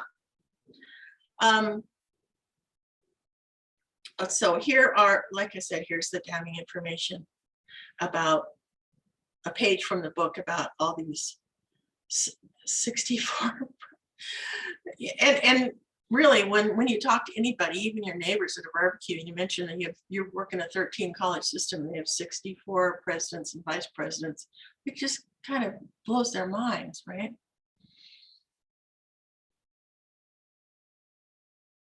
And some of these places, like this one, Otero Junior College, the president's earning 161,000. That is in a town called La Junta, where you can buy a house for like 10 cents. You know, you go to La Junta, you can watch the tumbleweeds blowing by, the rattlesnakes, the prairie dogs. What's he doing with that pile of cash? Not to mention the vice presidents out there. It just blows my mind, really. Anyway, oh, and he also wanted to use the search engine just for fun sometimes. Just type in, because the Google search engine is mighty. Like I teach research methods. I mean, I teach my students, you have to use Academic Search Premier, and don't be wandering off into Google. You know, you have to use the library databases. I understand that. But once in a while, just use Google Scholar, or just use Google just to see what's the conversation out there in the woods, you know, just see what's going on. And I use the same thing. I sometimes just type in whatever's on my mind about the CCCS just to see what comes up. And it blows my mind the things that come up. So I found out, for example, that the CCCS had hired under contract some firm to find out what they used some process to discover that, don't you know, the CCCS generates $6 billion a year for Colorado. So that was a big press release of theirs. And so use that against them, right? If it's worth $6 billion a year, shouldn't you be paying your teachers more than $25 an hour, or, can't you give them a raise? So here's one of their fluff pieces. Our colleges create a significant positive impact on the business community and generate a return on investment for students, taxpayers, and society, without mentioning the number of people they throw into poverty every year. Right? So I found that interesting. So sometimes just use the Google search engine. And also I do that to find out how many old web pages from years past they still have up there that they forgot to take down. Like I recently found out that they have increased their tuition more than, they've increased their tuition more than 100% in the last decade.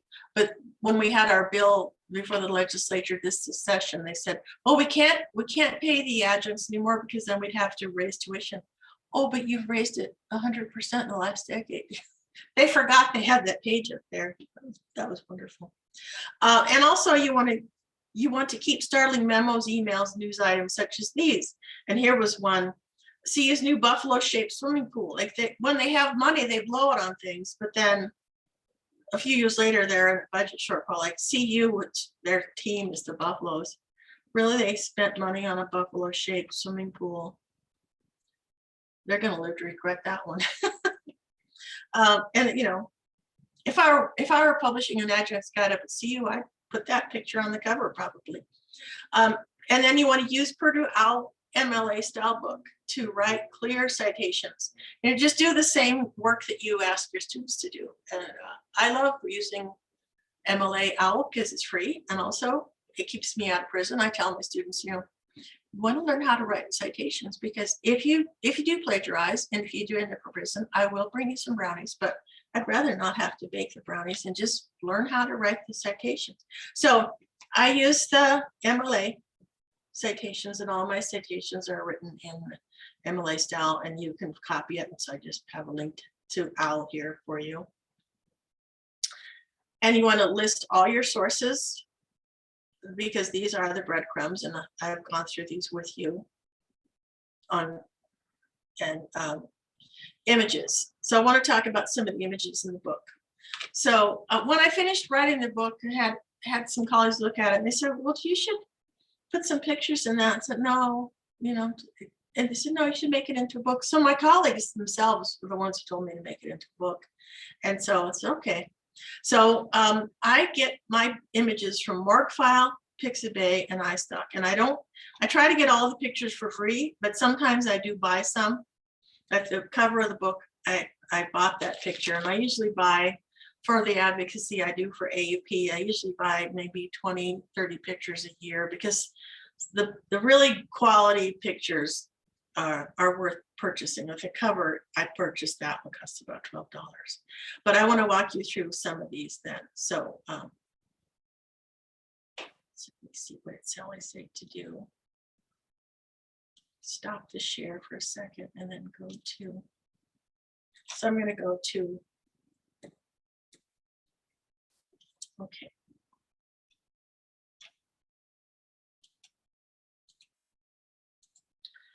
Okay, so my favorite one is probably Pixabay. So can you see this one? Free images. Yeah, this is Pixabay. Okay. So this is my favorite one, I have to say. They're always changing because new companies are coming along, but I really like this one.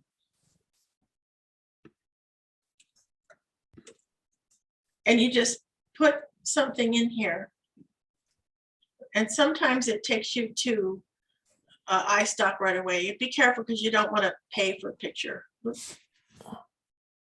Some of them you have to pay for. But anyway, this is how you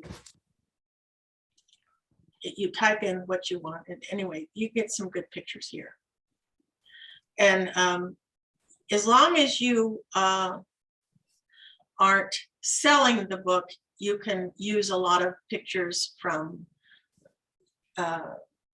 you have to be careful, because pictures you find on websites, those are copyrighted. But anyway, when I'm publishing something like this, I actually buy pictures, or I get them from Pixabay. or morgue file. So let me go to morgue file now. Stop share.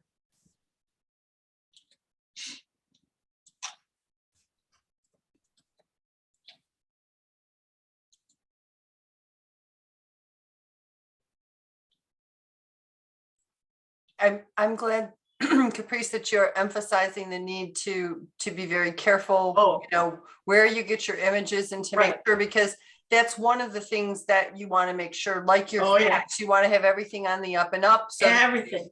right. No Yeah, margin for error. You know, no margin, don't ever just put something on that you got from the internet. Don't ever do that. Yeah. Okay. And I'm always very careful to purchase the pictures, or I get them copyright free pictures from Pixabay or morgue file. Yeah. So let me go to where was I? Morgue file. Can you see this one now then? Morgue file? No, you don't have it shared Nope. right now. I'm gonna do it wrong. Okay. So here's another one. And okay, can you see the morgue file now? Your screen. Yes. Okay. So similarly, it has this. Oh, this one has changed too. So I have to log in. I'd have to log in because I have a file here. So that's how that works. Yeah, I'm very, very careful with images, and some of my publications, like for example, the coloring book, we actually used to sell copies of the coloring book. So we're very careful that we actually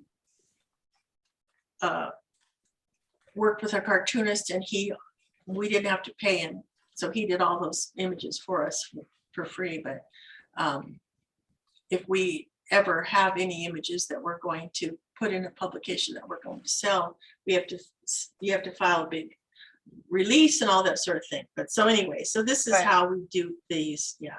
Caprice, So- could I just add a comment here that you Yes. reminded me of? Is this is when you're forming your committee.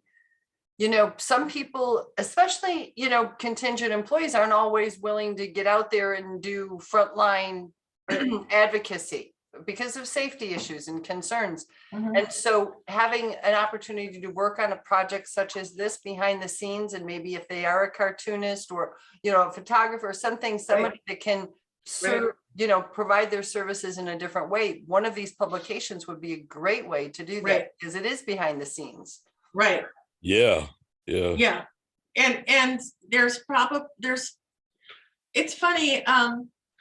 I worked with a cartoonist and artist, and very few people with a background in graphic arts have been willing to step forward. But I've had to do the graphics myself, but at least the finding of the photos and that kind of thing. But I'll get into that in a minute. Yeah, but yeah. Well, So- while we're acknowledging that, that is one thing we also, just because somebody does that for a profession doesn't mean that we should expect them to donate those services. Right. You know, to us, and just like, you know, fair compensation for contingent employees, we should offer fair compensation for work. Right. For work Exactly. provided. Yeah. Right. Exactly. So so I always develop a rough layout in Word because I just work in Word. But I do a lot of work in Excel, and I copy and paste pie charts from the audits if I need to. But I also always cite them with an in-text note, so I wouldn't offend them.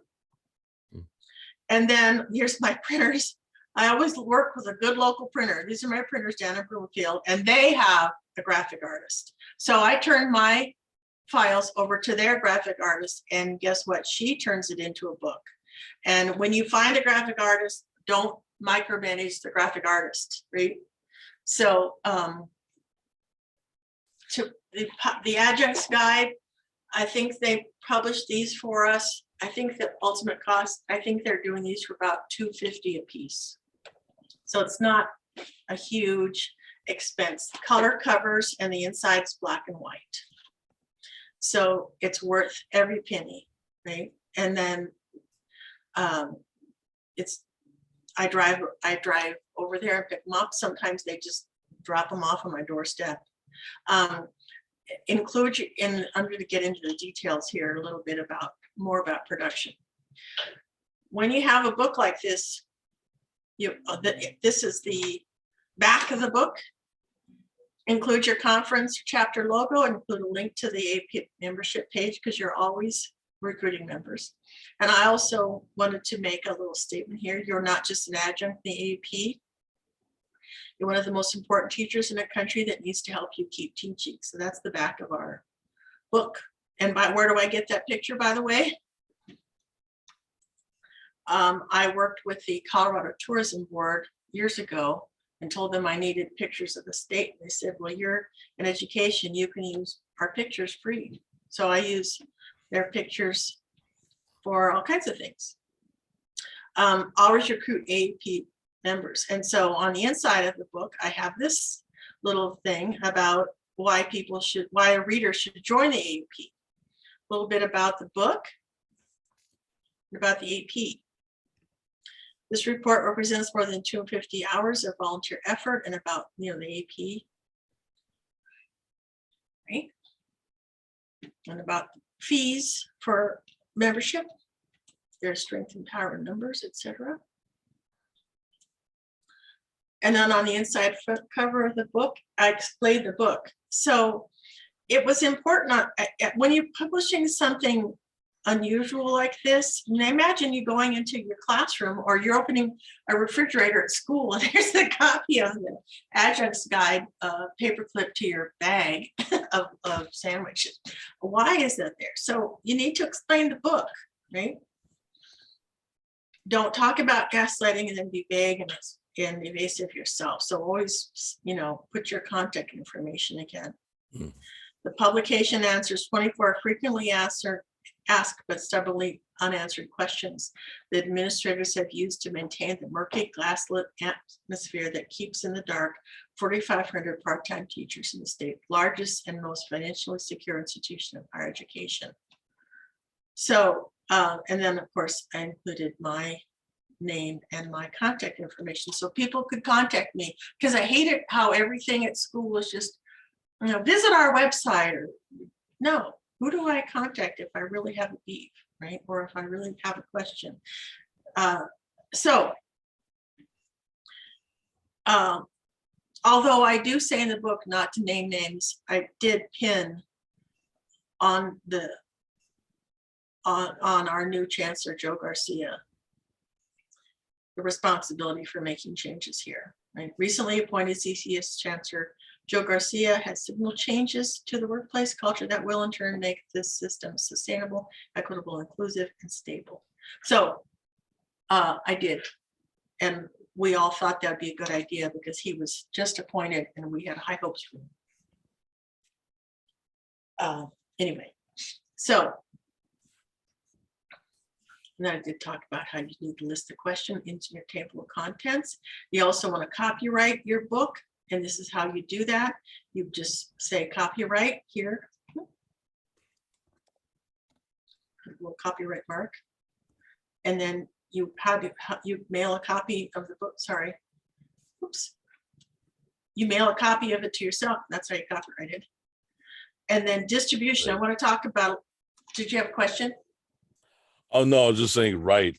I was just want to emphasize as well that one little thing that I've noticed in a lot of work with unions, that if you want to put some acknowledgement as to work people did, that you could say as well as this work was labor donated.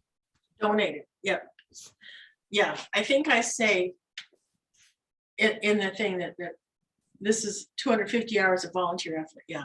Oh, that counts. Yeah, that definitely counts. Yeah. Distribution. So here's the other thing. Post to your chapter conference website. So we purposely made 2 iterations. We have it online, so anybody can access it anytime, even if they're on an airport or in in another city or something. Because we wanted it to be a ready reference tool and available they didn't have to call somebody, they didn't have to pick up a hard copy, but we also wanted them to have hard copies so that they could hand them to their friends, or we wanted to distribute it, excuse me, at school especially, to have it available all over the place. We wanted to email electronic iterations to the press, which we did with a press release, which I'll talk about in a minute. And we emailed electronic iterations to administration with a press release, which annoyed them to no end, of course, and still does. And we wanted to put it into faculty mailboxes but we can't because of the way that our campus is. Well, it's Orwellian. And then, so of course we have to use guerrilla marketing. So that's why we put it in microwave ovens and faculty refrigerators. And we put it all over the place. And so then we did issue a press release announcing the book. And then that whenever you send something to the press, you have to put together a press release. And it's just a one-page press release that explains the book. It is a big project, but remember, many paws make light work. So, yeah. Yes. So that's the adjunct. That's the adjunct guide. That's it. That's it. But you I can guess make what I it- would like to know, Caprice, is what was the reaction to it of the various people that you sent it to? You mean, You sent it to administrators, you sent it to, Yeah. the public, the press, and adjunct faculty. right? What were the reactions of the different groups? when they- Well, the adjunct faculty, they just, of course, they just love it and they're still using it, right? And the advocates, my peers, they just really love it and they still use it. And I told a few of them that I was going to be giving this presentation this morning to people in New York. They said, tell them to form a committee because it's too much for one person. Yeah, they are going to. But yeah, it's been extremely useful and they're glad to have it. Because they were really worried about how are we going to find all those questions? Because we just usually call you and ask you, Caprice. And I had all these piles of papers around my house and I would look things up. Now I don't have to have those. And it's useful to me because I keep having to write things. And so I'm constantly using it to look things up. And what's been the reaction to administration? Administration can't stand the thing. We should go away. It would never been created, which makes us so happy because we know we're on the right track. You know, our job is not to make administrators happy. Our job is to make administration uncomfortable. And the more uncomfortable they are, that's good. How horrible it is that our administrator, our system president is paid more than the president of the United States. The guy down there in Lamar, where, you know, it's basically prairie dogs and rattlesnakes, is paid more than Mitch McConnell. I mean, right. So those people are just very uncomfortable. That's good. As far as the press, well, the press in our state is broken. We don't have hardly any investigative reporters. The Denver Post used to be this thick. It's like this thick now. You know, Wow. we have the Colorado Sun is really good online newspaper that does a lot of investigation, but it doesn't have time to cover this stuff.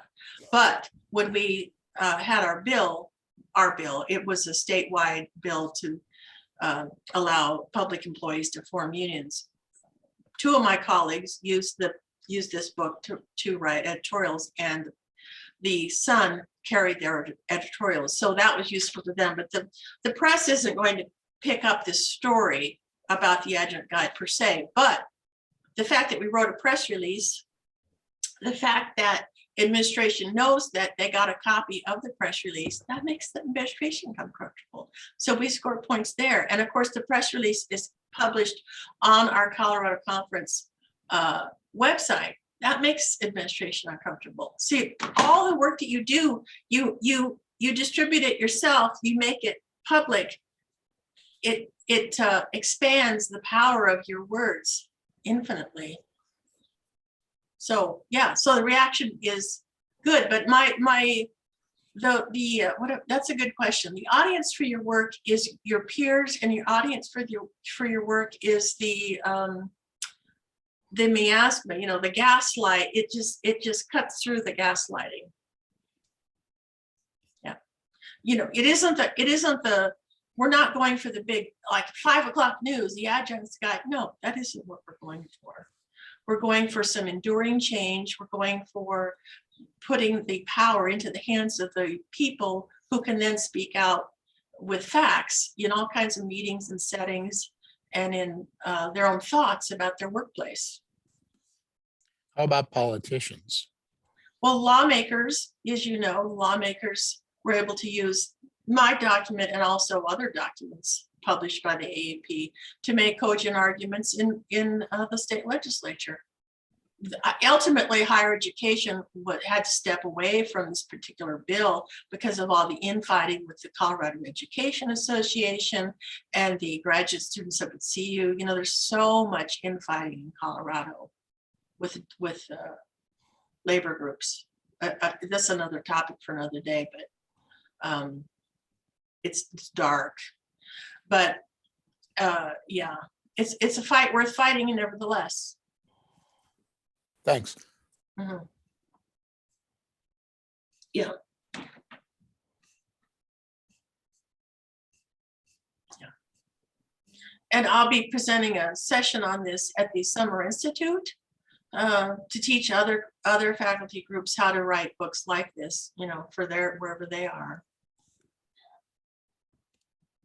Mhm. Yeah. I just think the potential for this is incredible because it can be used in so many ways. As I think about focus groups, focus campaigns, focus group campaigns or targeted campaigns, and how easily easily, not necessarily, but how something like this could be pulled together to support those various campaigns, even in a modified format. Like even if you were able to do, like I'm imagining like fact sheets being able to come out of this just on one, Right. on one topic. So the possibilities are endless because you've got so many wonderful ideas and resources for us. Right. Yeah. Yeah. It's so it's unusual because we're living in a time now where you just sometimes you just need a drink of water. You don't need the fire hydrant, but the internet is the fire hydrant. It's just so much, it's overwhelming. And there's so much information, but it's too much. And what faculty need is very detailed information about their working conditions and where on earth these very specific horrible working conditions came from and who's responsible and how can they start to change them. Yeah. Angel, Pamela, and Jeff, do you have other questions? I don't know, Caprice, if there's anything left that you wanted to cover. I've covered the imagination of it, like how to come up with the questions, what's on people's minds. And that's really the most powerful part, I think, because like we've discovered here, like that's going to be the best part, because once you come up with the questions that are on people's minds, then you're off and running. And then you distill that to the work and then assign the committee, okay, who's going to do which questions, and then go after it. And then, of course, in the process of that, you're going to stumble across a few more like related questions. And then the research, and then the production of the document, and then the distribution of the document. Yeah. I think that's it. And have fun, try to have some fun in it, it's extreme. I have to say it's extremely rewarding to have done it. Extremely rewarding. You don't see things like this. So it's kind of hard to explain it because people don't know what to think of it, because it's mostly we have books and then we have dissertations and research documents. You don't see things like this every day. It's kind of it's something new, but it's very useful. I hope people can start doing them. Yeah. We are hoping that is also true. Given, we'll be making this recording available to people so that they can sit down and view it with the committees. And Caprice, do I have your permission to share the handout that you sent me as well? Yeah. this document. I mean, and again, everybody, whenever you're using something, from someone else, make sure that you cite it. We all know that in terms of good research practices. But making sure that we cite our sources, including when we get things from Caprice, Yeah. and one of her documents that she's produced. Yes. Caprice, one of the other questions, you had mentioned some of the other things that you had put together, like the cookbook, and you had also mentioned how and why and when to do press releases. Right. Where might people find that information and those resources that they can purchase or get from you? Well, the cookbook and the coloring book, we sell those. You can just contact me. The how and why to publish a press release, we published those we had a mini in the mountains last summer, and I don't have any more of those available, but I could print some more of those. Mm. And if there's a demand, I could print some more of those. Just let me know. Okay. Well, if you could, I know that people won't have access to the chat online necessarily. I don't think that comes through, or if it does, I don't know that. But if you would mind just repeating your email address so that people know to contact you, how to contact you. Oh, yeah, I don't ever look at chat. I can't multitask. Right. No, what I was saying is if you could share your email address. Oh, my email verbally, address. People can my- contact you. Sure. My email address is coloradocaprice@gmail.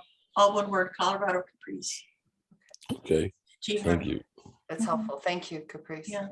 And again, Jeff, Pam, Angel, specific questions, something that, you want to have her look up for your school as an example. Let's see. Some questions? I guess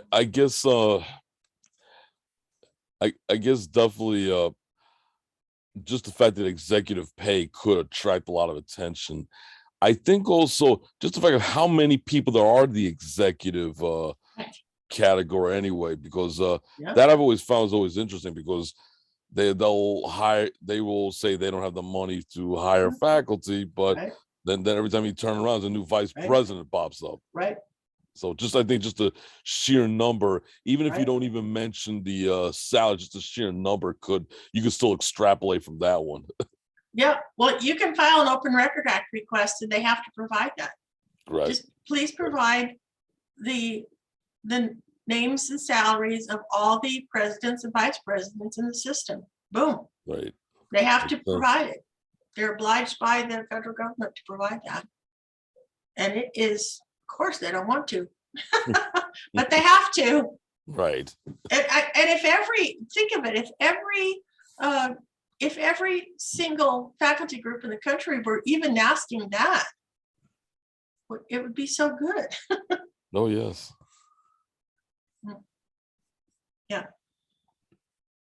Yeah.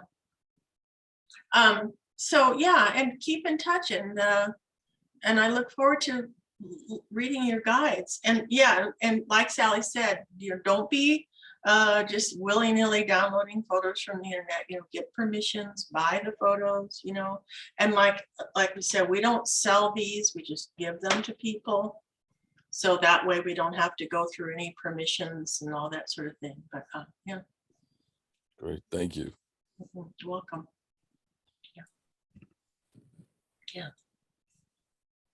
Yeah. So, yeah. Any other questions from anyone? Pam, Jeff? Well, thank you, Caprice. You're welcome, Jeff. We appreciate it. Yeah. Send me the chat comments, Sally. I'd be interested in know what people's comments were. They Sure. would be useful to me to I know. can do that. I just saved them here. Yeah. Anybody else can save chat too if you want down in that function.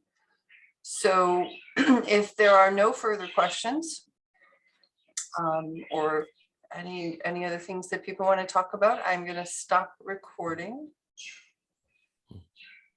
Try recording option here.